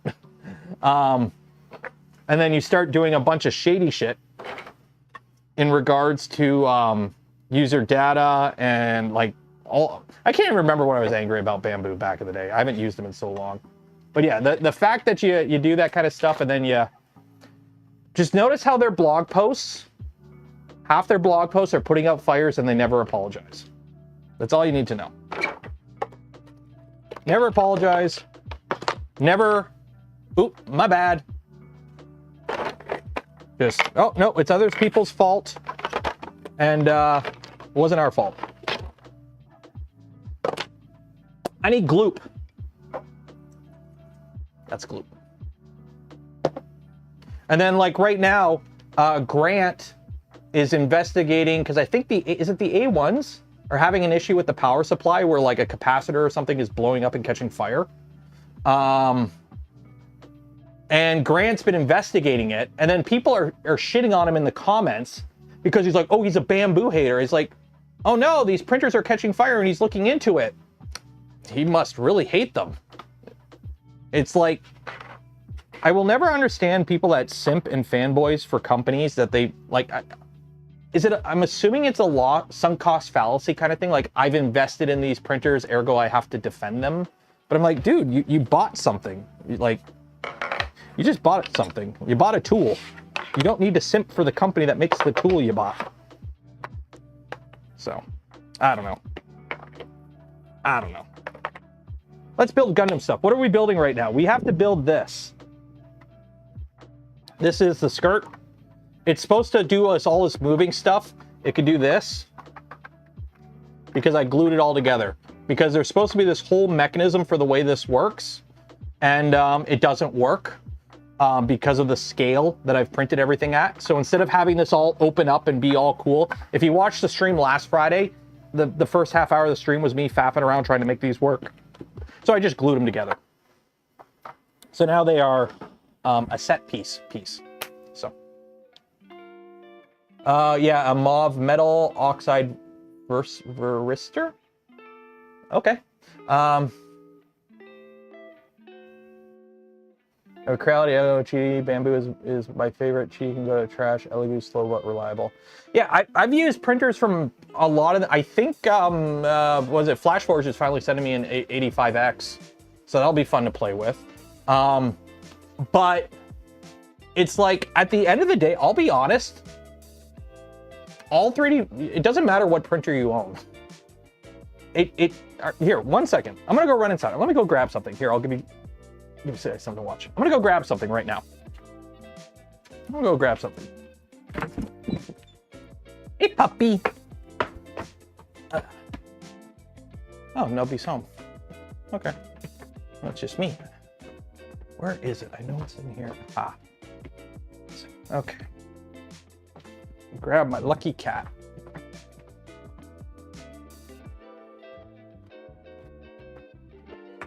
Hey, puppy. You doing good there? You sleepy? You're sleepy. Okay. So if you know, you know, don't say anything, because this is for the people that don't know. Okay. Look at this little cat. This is a little 3D printed cat. Now, this was printed with some really crappy, like, ivory white filament or whatever. And it's a little dirty. But would you say this is if you bought a 3D printer today and this is what came off the printer, would you be happy with that? Generic PLA print, default settings. If this came off your printer today, would you be happy with it? So I know it's hard to show on white. I know it's hard to show a white print. But if this came off your printer today, right? And it's printed hollow, no warping or whatever. Yeah. It looks fine. It looks fine. This was the demo print from my Monoprice Select Mini printed in late 2017. Your printer doesn't fucking matter. Like, let's be honest. Your printer doesn't matter anymore. Like, Yeah, some printers are a little bit more reliable than others. Some have some better quality of life features than others. Some have a nice fancy web UI. But at the end of the day, they're all motion systems running on NEMA 17s with a block of hot metal splooging molten plastic. They all can use the same slicers, except Bamboo. They can all like run normal G-code. Like, yeah, some printers are a little faster than others. Some are a little slower. Some might have some reliability issues. But at the end of the day, for the majority of people, your printer doesn't fucking matter. For the vast majority of people, your 3D printer, as long as it's structurally sound and it's not like an ANET A8 with a cracked frame and it's half on fire already, as long as it's a structurally sound printer and it's in good condition, your 3D printer does not matter. It just doesn't.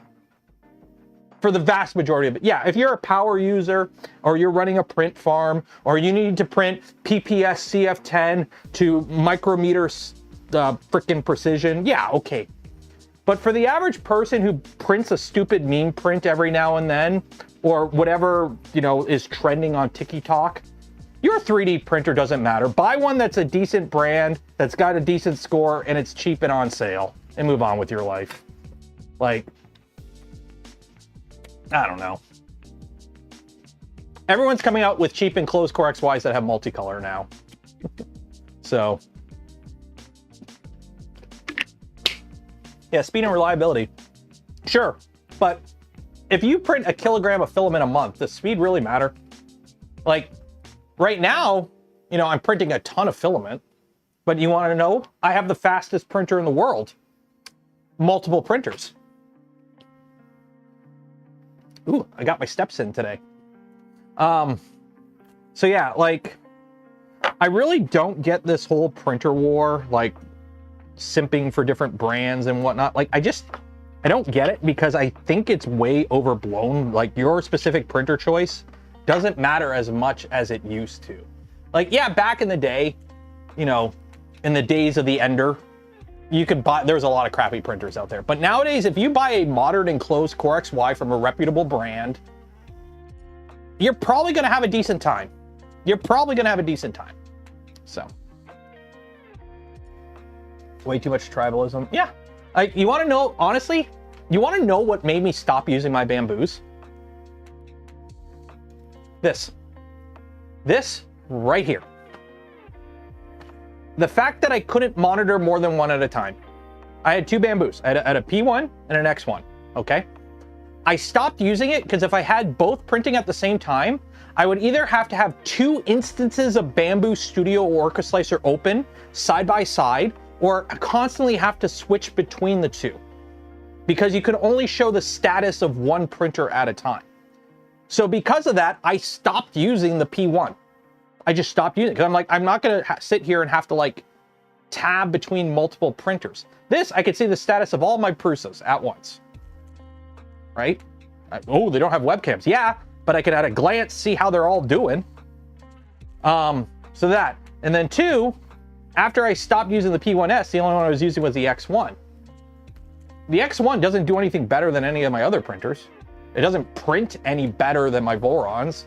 It doesn't print any better than my Prusas. And the Prusas, I can monitor multiple of them at the same time. The only thing it had going for it, literally, was multicolor.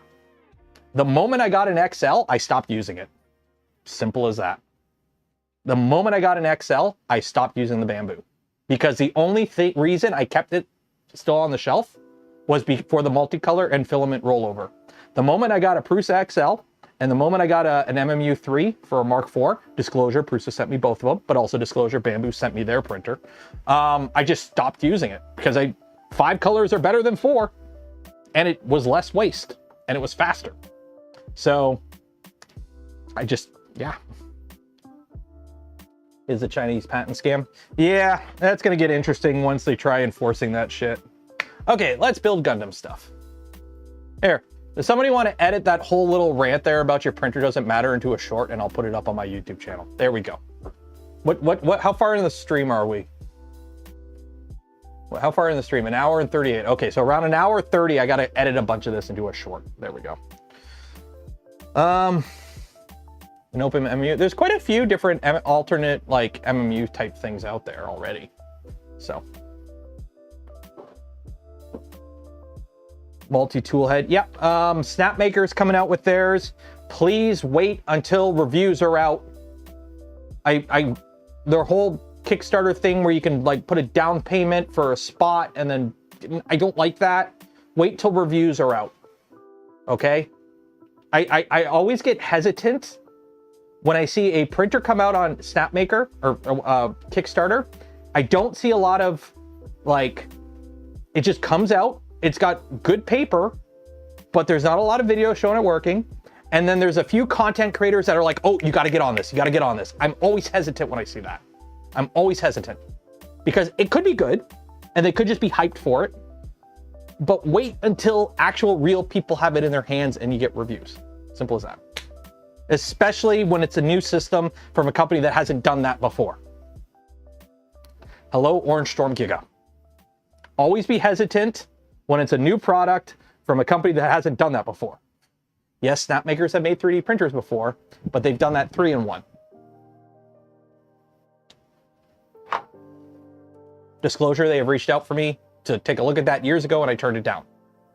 Because that kind of machine is not something I'm interested in. Okay, Gundam. Gundam.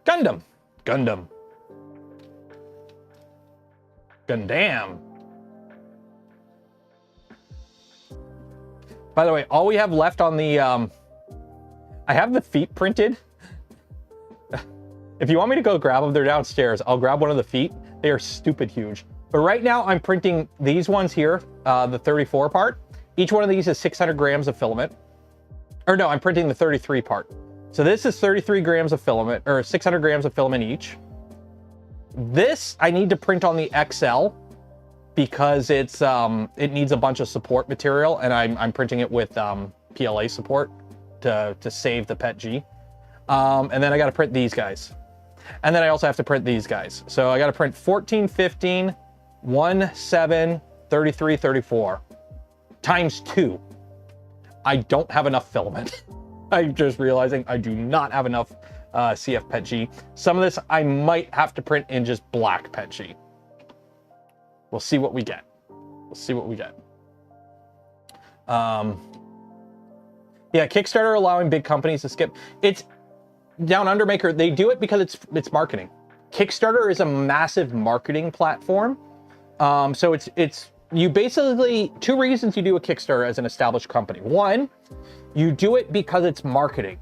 It basically, I think Kickstarter does take a fee, but that fee is much less than it would cost for a marketing campaign to get the same amount of eyes on a product. So you do it for the marketing, and two, you do it so you can make money on your product before actually having to sell the product. Because a lot of times for these startups and venture capital and whatnot, they get investments from government, from companies, from organizations, from individuals, venture capital investment, whatnot. So a lot of times when you get these loans, these investments, a lot of them come with like, oh, if you pay it back before this date, there's less interest, or there's no interest. Or if you pay it after this date, but before this date, it's this %. If you pay it back after too long, there's penalties and whatnot. So you're incentivized to try and pay it back sooner. Well, why sell the product in a store when I could sell the concept of a product on a website, and you'll get the product eventually, but I get your money for the product now, so I can go pay back that loan right now. And then we'll worry about actually shipping it later. So, yeah. So that's the big reason. You do it for marketing, and you do it so you can make money before actually having to ship the product. Those are the two reasons you do Kickstarter as an established company. Now, I'm not saying they all do it maliciously. There has been Bamboo's Kickstarter was very successful, and they did it properly. And then you always have like the startups and whatnot that need to do Kickstarter to get that initial VC because they don't have a third party or a government willing to lend them a bunch of money. It is what it is. So they're not all bad. You just need to be aware of why they're doing it. So, okay, back to Gundam stuff. Okay. Yeah, I know no rant was in the calendar today, but it is what it is. Okay. So how does this all go together? So that goes there, this goes there. So this goes there, this goes there. Okay, you go there, you go there. him in a man, a squash banana. Why am I singing the squash banana song? Why am I singing the squash banana song? Yeah, that goes that way. Okay.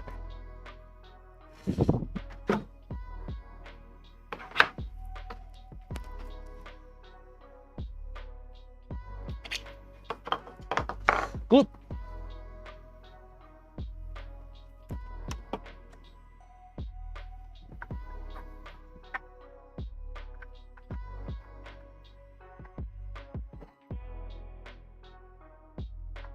Yep, okay.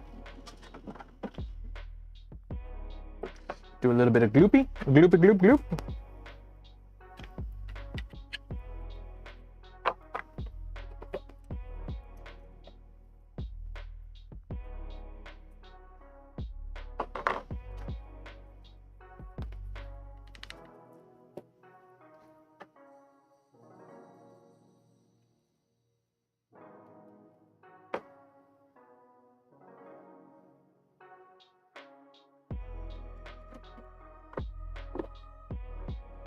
Aha.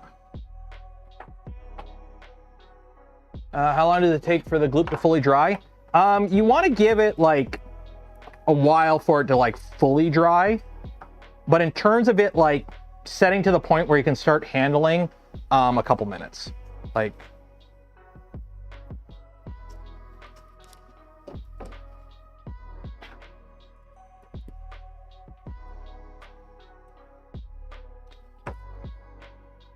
so it's not like a crazy amount of time for it to fully set up.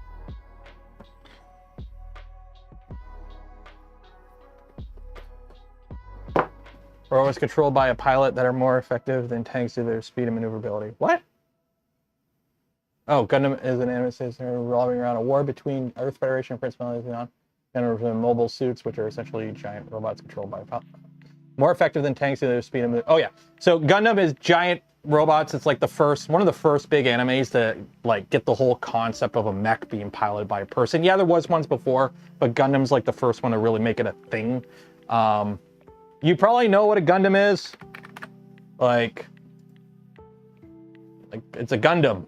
Like, it's a Gundam. I don't know. Pilot sits in there.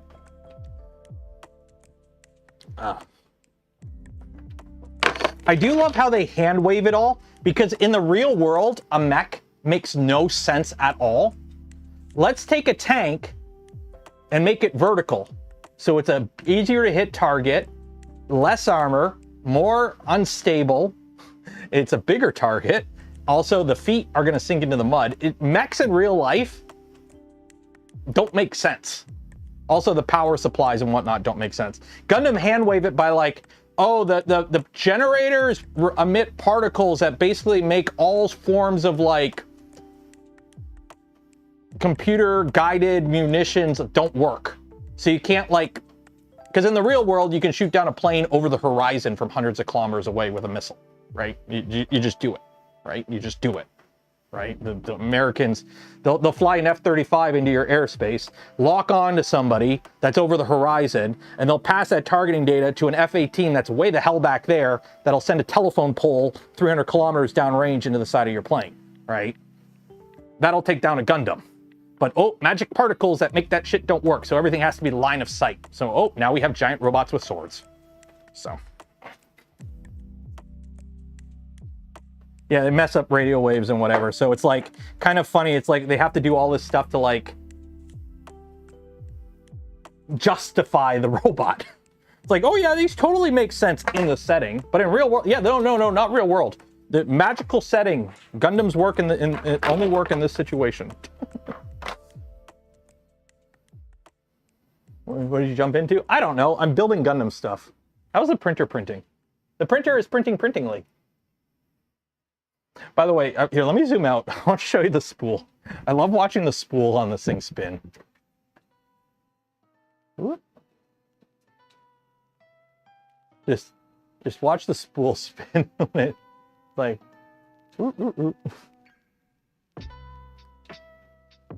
it's just sucking down filament. There's only 3 bottom layers.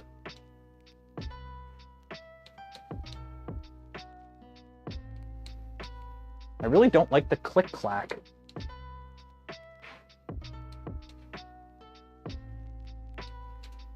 Like, it's just sucking down the filament. I love it.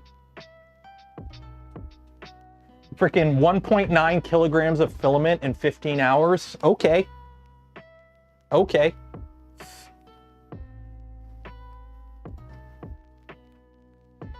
Brutal and violent. Oh, yeah. Yeah, child soldiers and all that fun stuff. Yeah,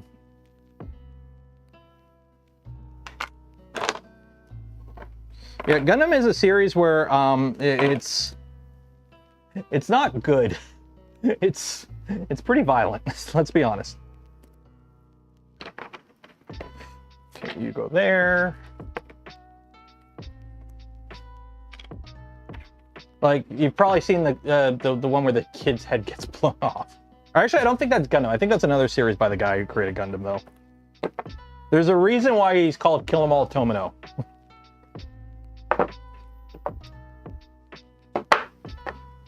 Oop, the printer just made a noise. Is it still going? Yeah, it's still going. Yeah, yeah. The series starts off with, hey, people live in these giant space colonies. Yeah, they all get nerve gassed and nuked. And then the rest go to war, and then half people die. And then the series starts.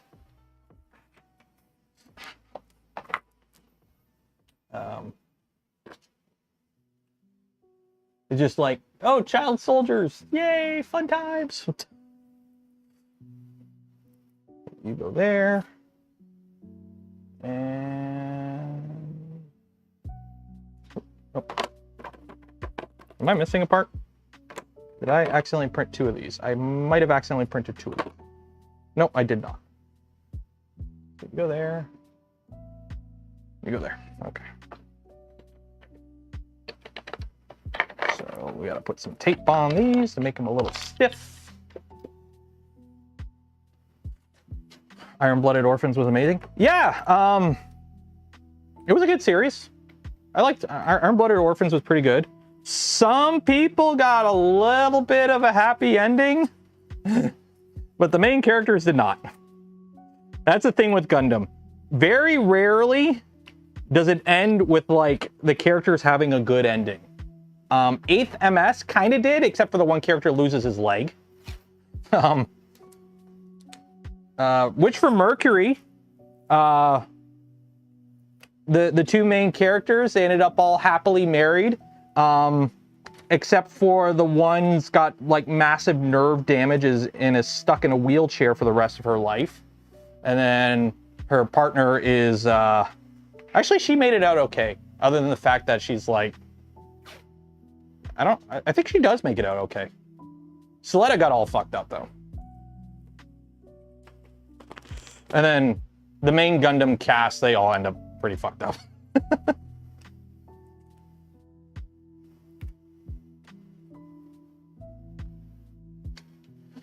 From Astra. Yeah, doing a colony drop is kind of a... like, if you haven't heard the term colony drop before in sci-fi, it's from Gundam. Because the series starts with them dropping a colony on like, I think, Australia? It's supposed to be somewhere else, but ends up landing in Australia. So, if they don't have enough problems in Australia, they have a giant, you know, space colony basically take out half the country. Drop bears, we drop colonies.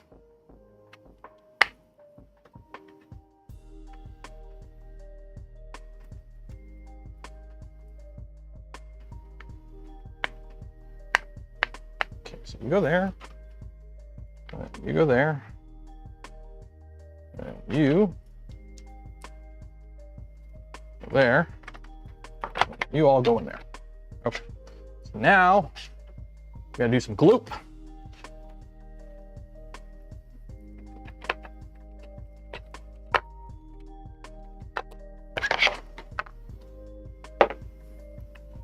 And I'll do this properly. I'll put gloves on.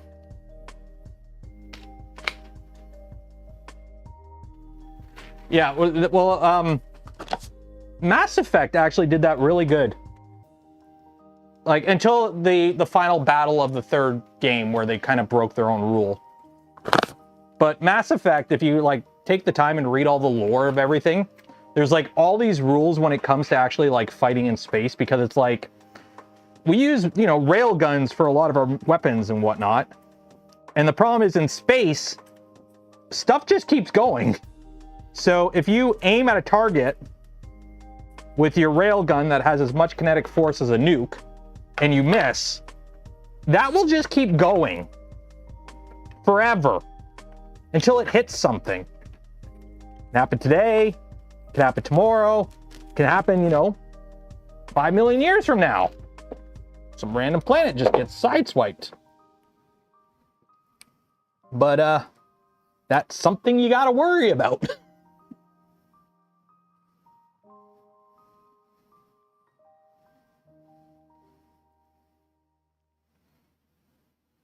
Yep, Sir Isaac Newton is the deadliest son of a bitch in the galaxy. And then, so like there's all these rules when they're fighting, like you're not supposed to fight with your back to the planet, because, you know, if the planet's here, your force is here, and the bad guys are there, they're shooting at you. Well, if they miss you, they hit the planet, which is not good. And then what do they do with the final battle? They fight the Reapers directly in front of Earth. So it's like, wait a minute. That's only one of the couple of problems that Mass Effect had in the end there.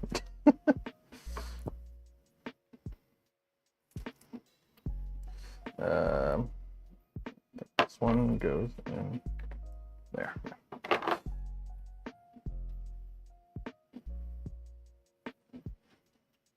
Oh, I forgot. One of these has to go in here.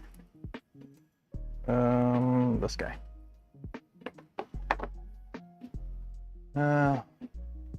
Yeah, the Gundam series are good. There's a lot of good shows in Gundam. If it's one of those anime series, if you like anime, watch Gundam. If you don't like anime, there's the thing with Gundam that's nice, there's a couple different timelines.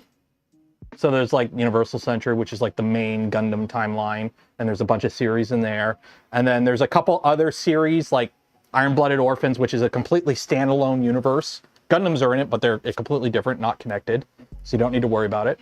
And then they have a bunch of OVAs or mini-series that like, yeah, this takes place during the 1 Year War, but all you need to know is it takes place during the 1 Year War. So like 8th MS Team, War in the Pocket, they take place during the 1 Year War, but you literally don't need to know anything about the 1 Year War other than it takes place during the 1 Year War. So it's pretty neat how you can kind of just get into it without really having to worry. You can just get into it, kind of thing. Okay. Now this one goes on top of this. I believe, or nope, wrong one. This one goes on top of that. Yeah. Yeah.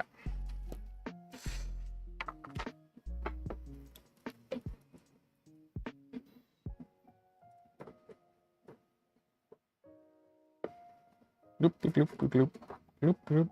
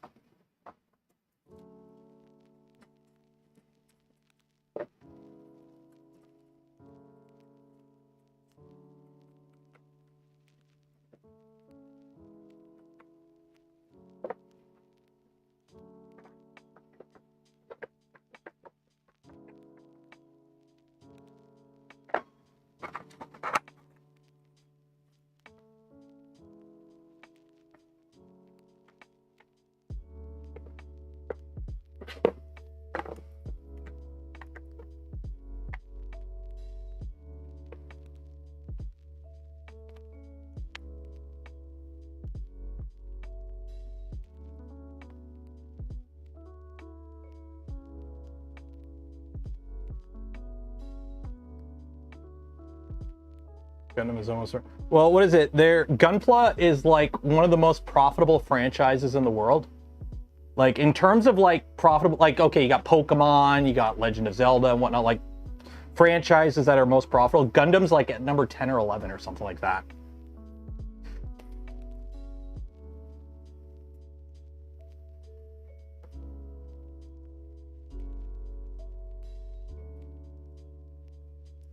It do bring the dough in.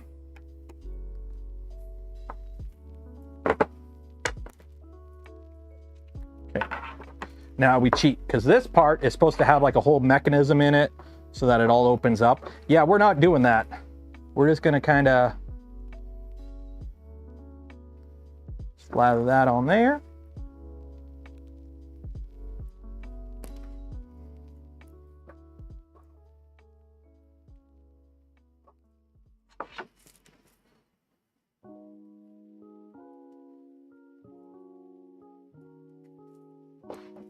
And that just kind of goes like that.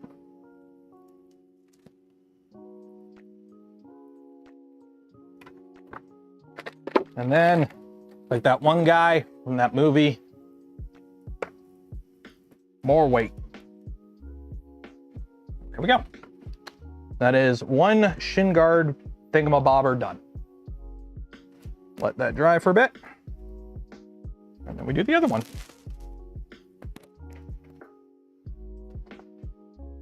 Watch that printer print while you guys do that. Don't forget, we are going to be doing the giveaway at the end of stream today. So enter for your chance to win some polymaker filament. Also, if one spool is not enough for you, because you know you're going to win. You know you're going to win. If one spool is not enough, Polymaker is doing their back to school sale right now. They have a bunch of discounts on a bunch of like pan chroma and whatnot, PLA, and some other stuff. So check the link in the description for the Polymaker affiliate link. It does support the channel. It won't cost you anything extra, and you'll save a bunch of money from Polymaker. So go check that out. Also, if you're thirsty, go buy some gamer subs, use code Canuck, and save some money there.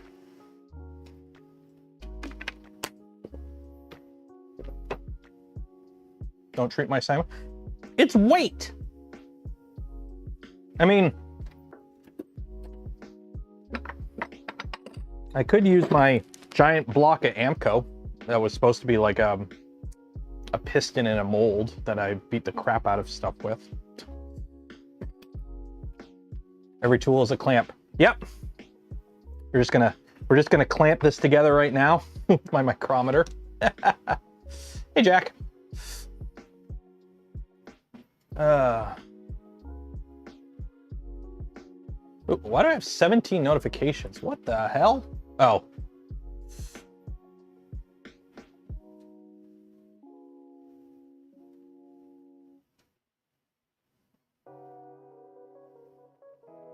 Ah, okay, that's why. Don't you love it when you like reply to one person on a social media and then like it starts a whole chain of a conversation between two people and you get like 20 notifications? It's just two people talking back and forth.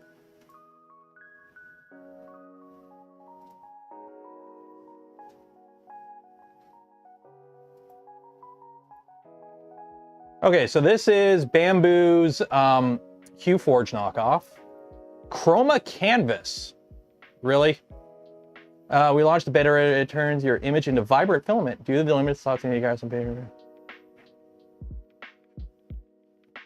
If you use Q-Forge, what do you... Literally, they're just straight up copying Q-Forge. Just straight up copying Q-Forge. Like, straight up... You know what? Fuck Bamboo. This kind of business practices, like, really just straight up copying Q-Forge. Just straight up copying Q-Forge. Just like, if you have used Q-Forge, what is its strongest feature? Please tell us what stuff you want us to copy the most. We want to copy it even harder. Like, other Q-Forges you like, bro.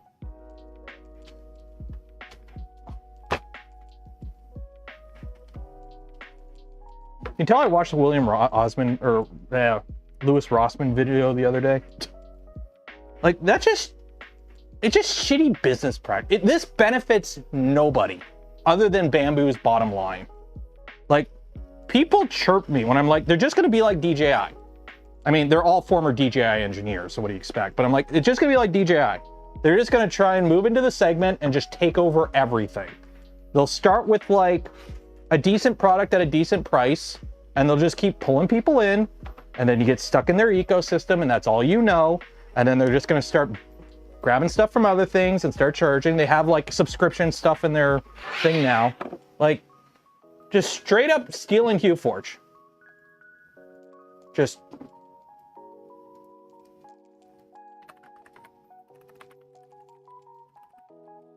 I'm typing with gloves on.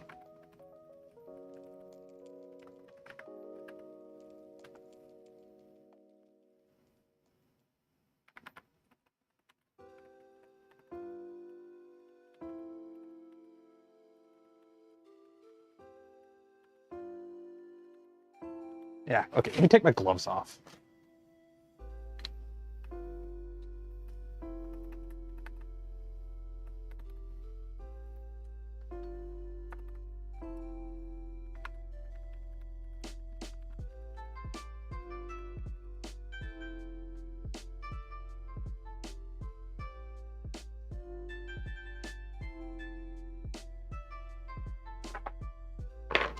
I mean, I'm already on their shit list. They're never going to work with me again.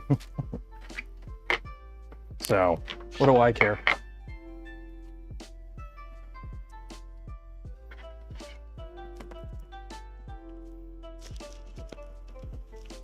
Man, I can't wait till the only printer on the market is a Bamboo printer, and I got to pay $20 a month to use half the features. I cannot wait.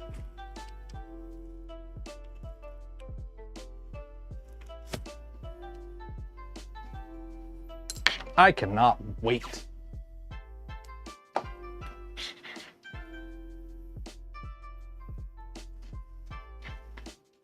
And yeah, they will never do the right thing. They will do the profitable thing. I know I'm going to get comments in this from this stream. Like, oh, you're a Bamboo hater. Go watch my videos on them. All my interactions with Bamboo printers are live on live streams. And it's funny watching me go from super hyped about it to like starting to realize some problems, to it catching fire almost during a live stream, to them blacklisting me. All live. Like, the whole post history is there. You can check the docs. It's all public.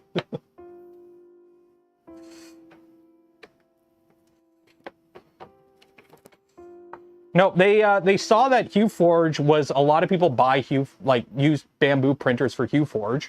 How many people upload pre-made HueForges to MakerWorld, and they're like, hey, we can make money off this. That's basically it.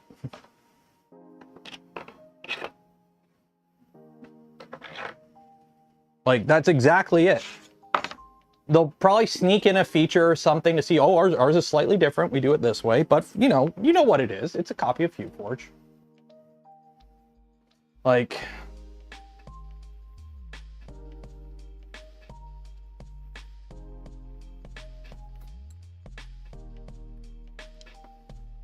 here, for those that still have an account on that shitty site, go do the thing that social media people tell you to do.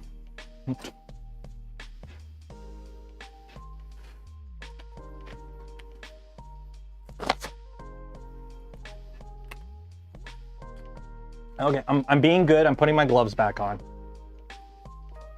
Cease and disagree to a court date and see how Stratus' lawyer was running. I mean, I'm in Canada, so in Canada, a lot of that shit doesn't fly. We have the Canadian Charter of Rights and whatnot. So, for example, non-compete clauses are not a thing in Canada. They are unenforceable in Canada because you cannot impede my ability to seek fair employment. So non-compete clauses do not exist. They have no legal, like, they don't fly in Canada, essentially. So it's very hard. Like, I'm in Canada. I don't think Bamboo has a Canadian presence. But even if I have, hey, you're straight up copying, like, this is great. You want to argue this in court, that you totally got this idea originally on your own? Yeah, sure. Just like all the Voron designs in your patent that you... I know they were deemed illegal in the US, but didn't like that get you guys almost had one click to cancel, and then that got done away because, you know, America.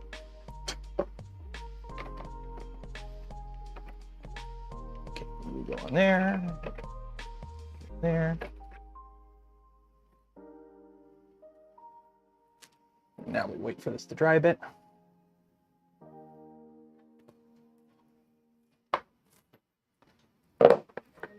But yeah, like, just completely tone deaf. And the thing is, we can yell and complain and whatever on Twitter or any social media. The vast majority of Bamboo users have no idea any of this drama with Bamboo exists.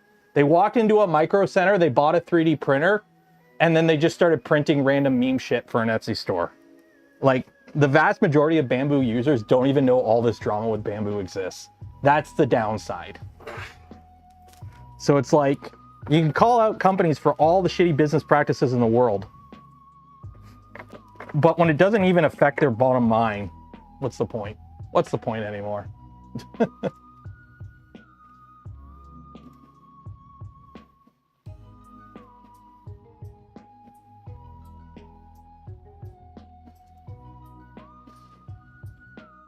I know they don't care. They're making money hand over fist. They fucking make 2,400 A1s a day or whatever it is.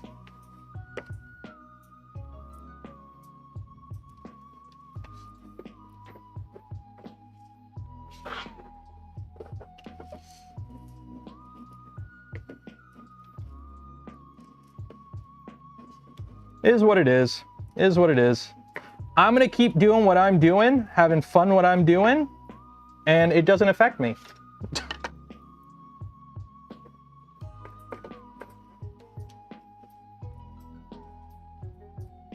I mean, I'll complain because, you know, gotta fight for power, gotta hold the man accountable, but I don't have any Bamboo printers. I never signed up for their affiliate program. So literally, I have no horse in this race at all. Disclosure, I do have affiliate links with Prusa and a few other 3D printing companies, but if you know, you know. I have no qualms about calling anyone out.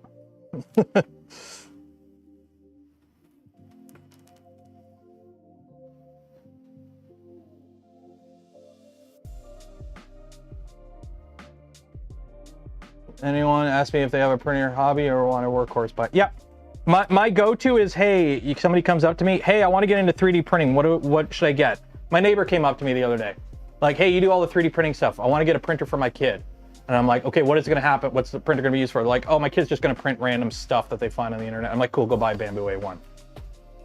Like, they've never even set up a computer. Like, they have no tech background at all. Go buy a Bamboo A1. Simple as that. It's a turnkey solution that just works. Now, I have had a friend come up to me like, hey, I want to get a printer for my workshop. Go buy a Prusa. Go buy a Core 1. Right?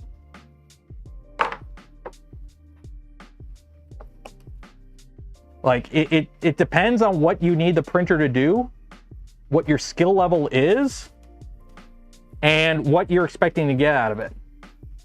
Because, like, the guy with the workshop, he likes old tools, right? He's got like a bunch of old Bridgeports and everything. So I know he's going to be using whatever he gets for a while. So him getting a Prusa makes sense. Prusa put out a software update for the Mark II last year. Like, they keep their stuff updated. So, yeah. There is no best printer for everyone, okay? All printers have pros and cons. You want a cheap machine that can do multicolor? Go get a FlashForge Adventure 85X, okay? If you want a relatively fast enclosed machine, or actually, is the 85X enclosed? You can enclose it, it's a cardboard box. You want just a quick, simple turnkey solution for your kid? Go get a Bamboo A1. You want something you need to set up a print farm quick and cheap? Go get a bunch of Centauri carbons. There is a ton of options out there right now for 3D printers. A lot of them are very good. You don't need to be stuck on one brand. So, like, I know a lot of people have been wanting Bamboo to come out with a big P1, like a 300 or 350 P1. What do? They come out with the H2D, which has a lot of extra crap on it that drives the price up if you don't want it. Why do I need a machine that can handle a laser if I'm never going to use the laser? But I got to pay for that part of the machine. And then they come out with the Enterprise edition of it. So. Mark 2.5S still works fine. Yeah, I've got a 3.5. Yeah, I still use it. Works. Again, This little kitty cat, which you can't see on camera because it's freaking white balance on a translucent white print, was printed on a Monoprice Select Mini. And guess what? If you didn't know it was printed on a Monoprice Select Mini, you'd be like, yeah, that was printed on a modern printer. Because printer don't matter no more.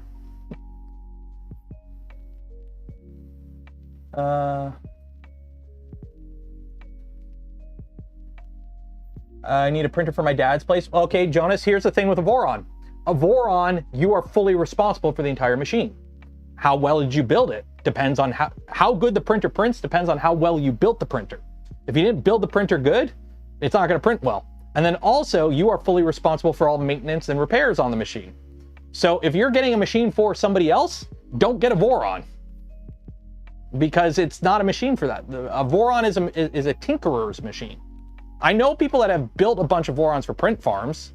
I don't think it's a good idea, but I know people that have done it. And it's like, that's a lot of work when you can just unbox a Centauri Carbon that gets you 90% of the way there for a lot cheaper. It's that time again. I know. Well, I mean, Bamboo just straight up put out a thing admitting they're copying frickin' QForge. So it just kind of pissed me off.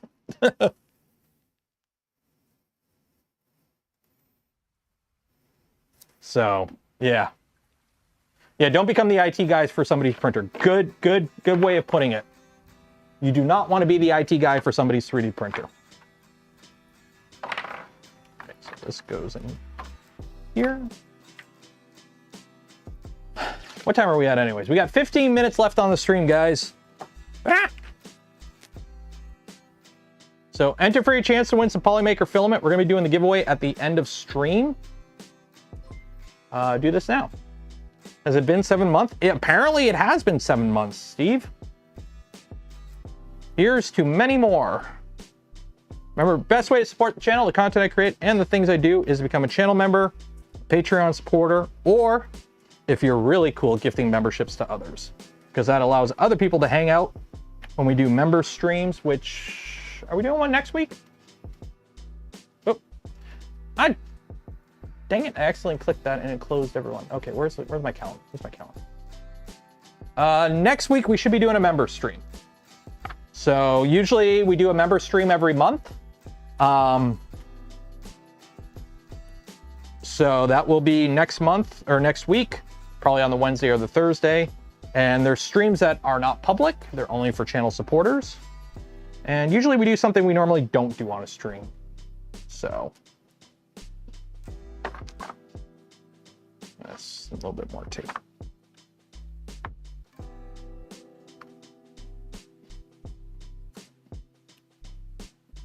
I think what we might end up doing, because I'm going to be starting September, the community contests start again, by the way. It's been a while since we've done a community contest on the channel. I was going to start this month, but I'm like, you know what, we'll start in September. So whatever the first stream of September, we're going to be announcing the new community contest, and we'll try and do one at least every other month. We might do every month. We'll see how it goes. There we go. So that's that one. This one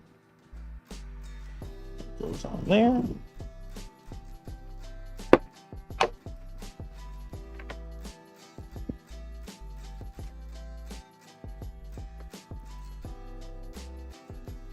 And then another thing I want to start up is, I don't know how we're going to work into it, but I want the Friday streams to be more community oriented, like hangout streams. Because the Tuesday project stream, Saturday night faffing about stream, something. But I'm trying to figure out something for the Friday stream. And I think what I might do is set up a project channel on the Discord where you can like set up your own little project like thread. And then that way we can do like a community project day. So not like every week, but every now and then we'll poke in on the channel and see what everyone's been working on and kind of like give you a chance for self-promotion and whatnot. I've seen a few other Discords have like project channels. So I might set up one of those if I can figure out how to set it up properly. And we might start doing that. So that might be something fun to do. See what everyone else is working on. Just get some more community stuff going. Because that's one thing I've kind of been slacking on the last little bit, is the community aspect. What do you usually include in the contest? Usually it's in the past, what I've done is free filament. So you get a spool of filament from Polymaker. I got to reach out to them, see if they want to do anything bigger. But usually it's a free spool of filament and something off the merch store, so like a hat or shirt. So, okay, so if you're wondering what I've been building the last little bit, oh, that's done printing. Cool, we can put this on. I don't know if I have room, but this is the skirt. So this is the skirts. So the ones we just built are the two on the back. So this is the waist of the Gundam. Yeah. And then we have the torso of the Gundam. And I've actually gone ahead, as much as I didn't want to, I ended up actually gluing this shut because I couldn't get it to actually lock properly. So this is all glued now. So this is the torso of the Gundam. And other than 2 yellow pieces, I have everything for the head printed. I have about 80% of the stuff for the legs printed. I started printing stuff for the backpack and I started printing stuff for the base. I was hoping to get one more video out of the Gundam this week, but that ain't happening. So now I got to figure out something else for a video this weekend for the channel. But next week's video should be at least the head, maybe the legs. We'll see. So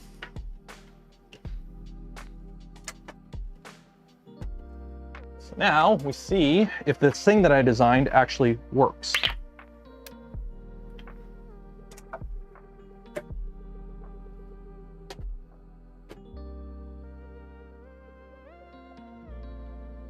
So do the zip ties fit through the hole? They do. Ooh. No way in hell that wire is fitting through that though. Okay. Let's see if my ability to design something worked.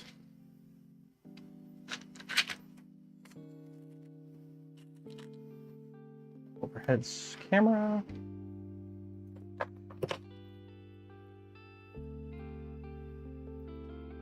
So.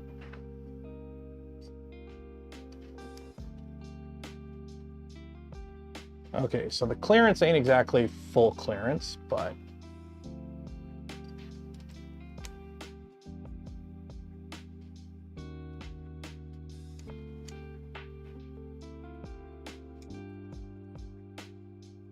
we need a little bit more clearance.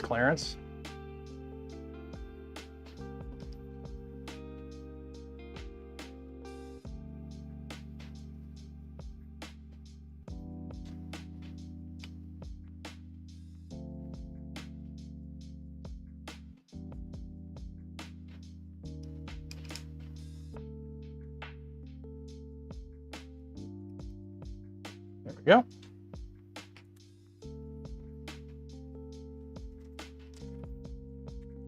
Set up forum style channels in Discord. Yeah, that's what I'm thinking. Set up something for just like a project channel so people can share their projects that they're working on and just go from there.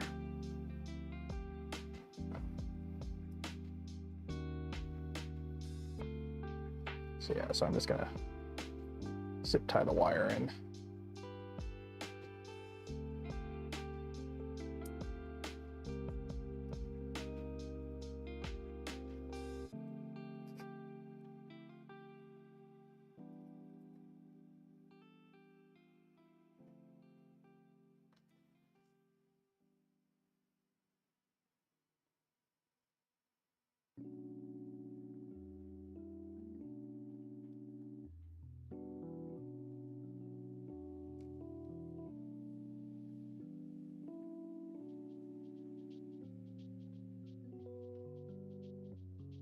There we go.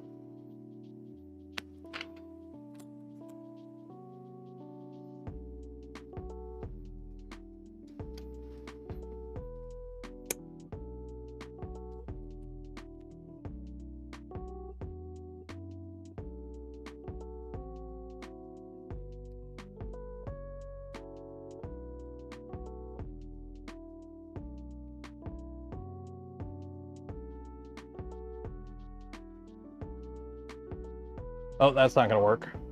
Okay, yeah, we definitely, I gotta mount this wire into something. That ain't gonna work. Because, unfortunately, that's gonna stab the thing. That's gonna stab it. So we're gonna have to, yeah, you're gonna have to get melted into there somehow.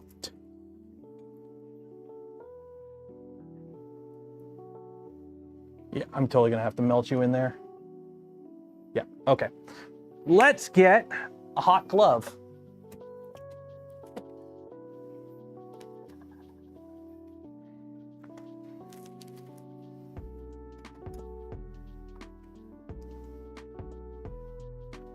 You're just gonna have to go into there. So I'm gonna have to chop off a little bit of you.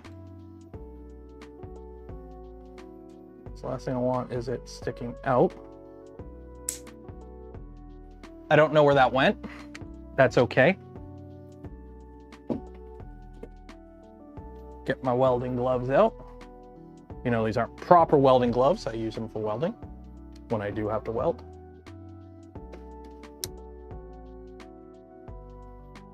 I need to get a proper, like, butane torch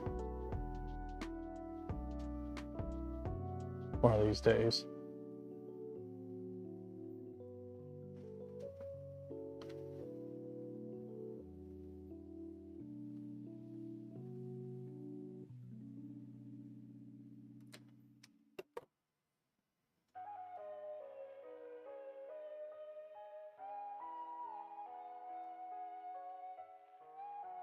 Okay, that just went right through.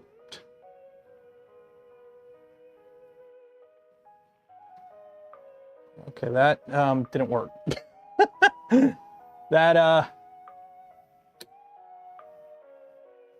didn't work.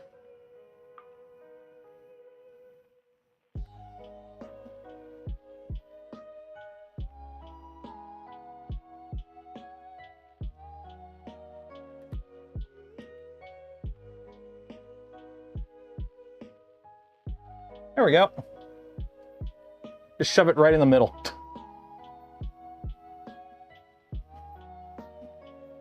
We're gonna let that solidify for a bit.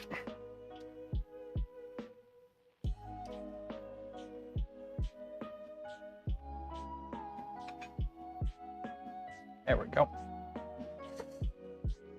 Yeah, the hole was too close to the edge, so I pushed it in, and just the tension just kind of ripped it right out.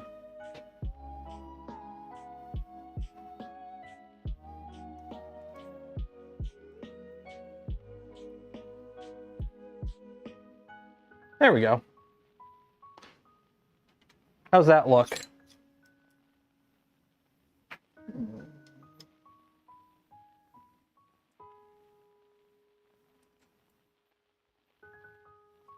How's that look? Does that look good?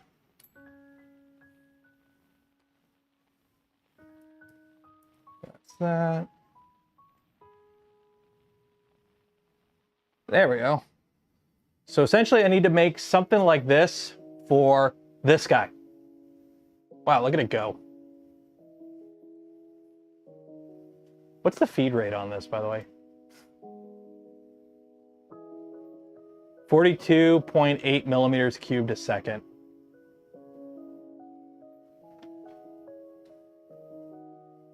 Get a kitchen torch? Yeah, I should.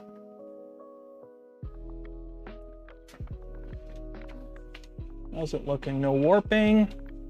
God, those are... Gotta be careful because it's heavy. Those are some... Dude, the infill is chonky. I love it. I love 0.8 nozzles. I'm sold on the 0.8 nozzle. I am... You know, I was a 0.4 Puritan for a while there. Well, I do have a soft spot for 0.5. But, yeah. Okay, so tomorrow on stream, we might play around with this a little bit. We might see if we can get it printing, because I want to make sure it's all working. And then on the Tuesday stream, we're going to play with Calico. So tomorrow's stream, we might be faffing with this guy, just to see if we can get it printing with normal clipper. And then on the Tuesday stream, we'll upgrade it to Calico clipper. So that will be that.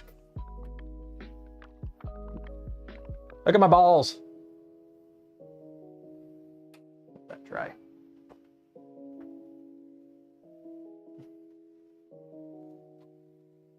Hi. There we go. Okay. We got 1 minute before we do the giveaway. Every stream we give away a spool of filament from Polymaker. Link in the video description. Enter for your chance. Do this now because we're going to be doing the giveaway in a minute.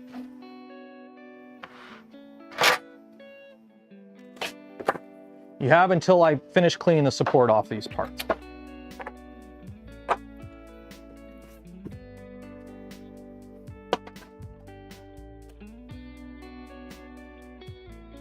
Finally have stuff to put stuff in.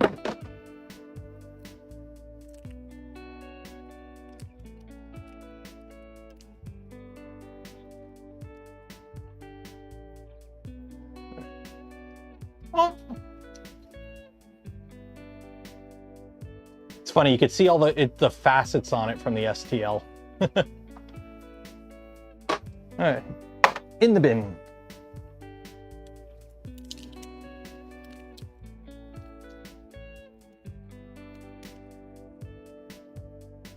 In the bin.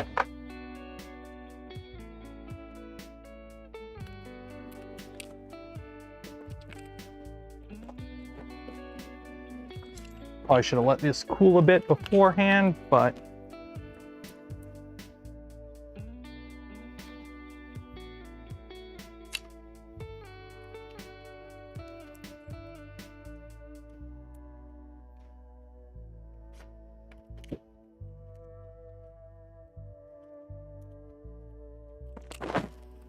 oh, dang it, did I accidentally put support in there?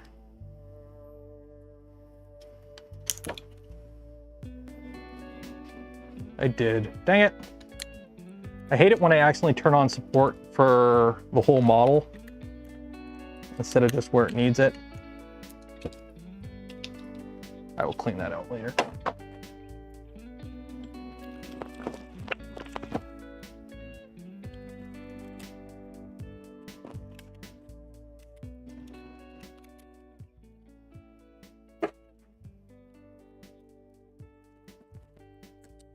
By the way, Apollo, how was Alien Earth? If you're in chat. I heard there's an Ice Age reference in it.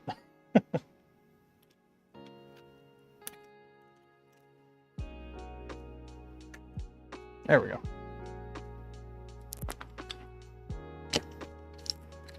Oh, you haven't watched it yet? Okay.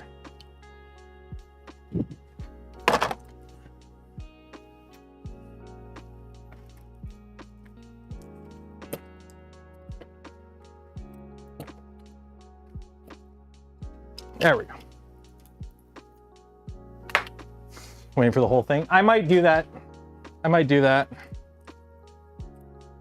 Okay. That's clear. That's clear. This is printing beautifully. Let's do the giveaway, and then we will call it there.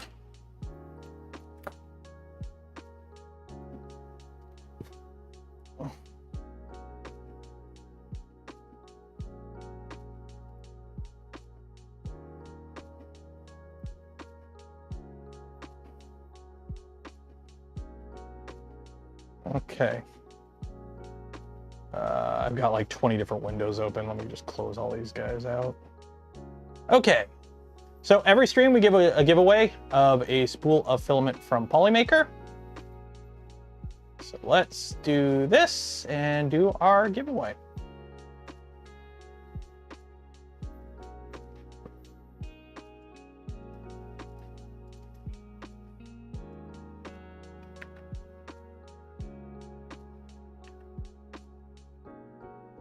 Okay, file, save. Marvelous. What am I doing for dinner? What should I do for dinner? Oh, I hear some Alien nerds. It's good so far. Apparently it's New World. Oh, the new War of the Worlds is horrible. Apparently, so the new War of the Worlds was filmed during COVID. So it was like, how can we make a movie? Like, I give them credit for the idea. The whole idea is like somebody sitting at their station during like this big event. So they're watching everything unfold. The problem is it makes horrible movie. It's like, who remembers the video game on PS2 called Lifeline? Who remembers the video game on PS2 called Lifeline? Okay, some of you might. You might remember the meme where it's like a clip from somebody trying to play the game, because the way the game plays is you're in a control room and you have to the person you're controlling only responds to voice commands. So you have to like guide this person through a space station that's being attacked by aliens. So you have to like give them voice commands. The problem is it's a Japanese game in the early 2000s. So you got to speak with some English. But anyways, long story short, the one clip from the game that's very popular is a guy saying "Pray Station" because the voice. But anyways, long story short, it reminds me of that, where it's like somebody sitting down remotely dealing with everything. I'm like, that could be an idea for a game or something, but a movie? Ugh. Queasy Diver. Okay, did I click random? Random, bots, 232. How this works, if you win, you get a spool of filament from Polymaker. But if I pick your ball, and it is the luckiest ball in the world, that means I pick your ball and you win, you also win a free hat. Oh, this is gonna be a fun one. Okay, oh my God, look at all these balls. This one right here looks lucky. Who is this? Shaka. Shaka, if you win, you get a free hat, along with your spool of filament from Polymaker. Remember, exclamation mark zoom zoom makes your ball go faster. Exclamation mark gullible. Some people didn't get the note and already fell off and died. But exclamation mark zoom zoom makes your ball go faster. Exclamation mark gullible makes everyone else go slower. If you like the smash button and ring the bell, it will actually grease your ball up too and make it go even faster. So everyone's falling off. Why? Matt, you're going the wrong way. Matt, get back here. Matt, get back here. Matt. No. Okay, well, anyways. What are people getting knocked off from? Is it just like too many balls and you're just getting forced over the edge? I don't know.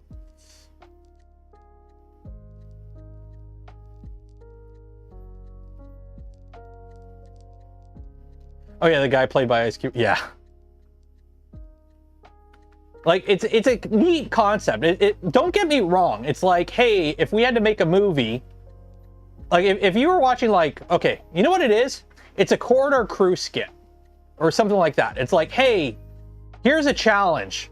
We've got 10 movie makers in a room and they have to come up with a movie idea, but they can only film it in this one room. How would you make a movie? Oh, you know, alien invasion and the guy's stuck in his computer in a bunker or something. Hey, that's a cool idea. The problem is it doesn't really work, as we saw.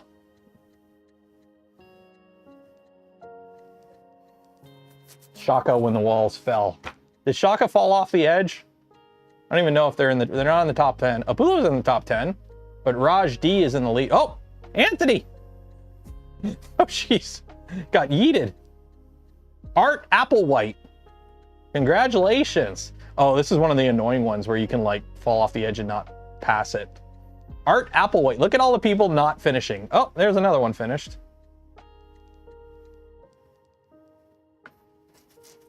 Rigged.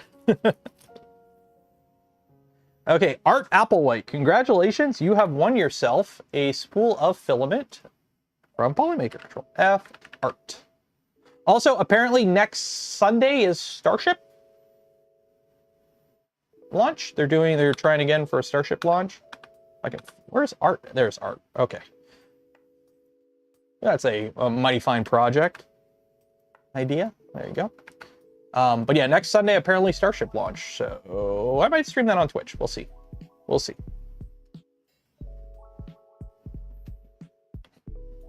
And then we do have to figure out when to do a Twitch stream.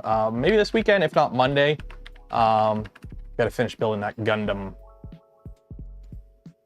Okay, so that's that. Okay, so you should get the email in the next little bit, Art.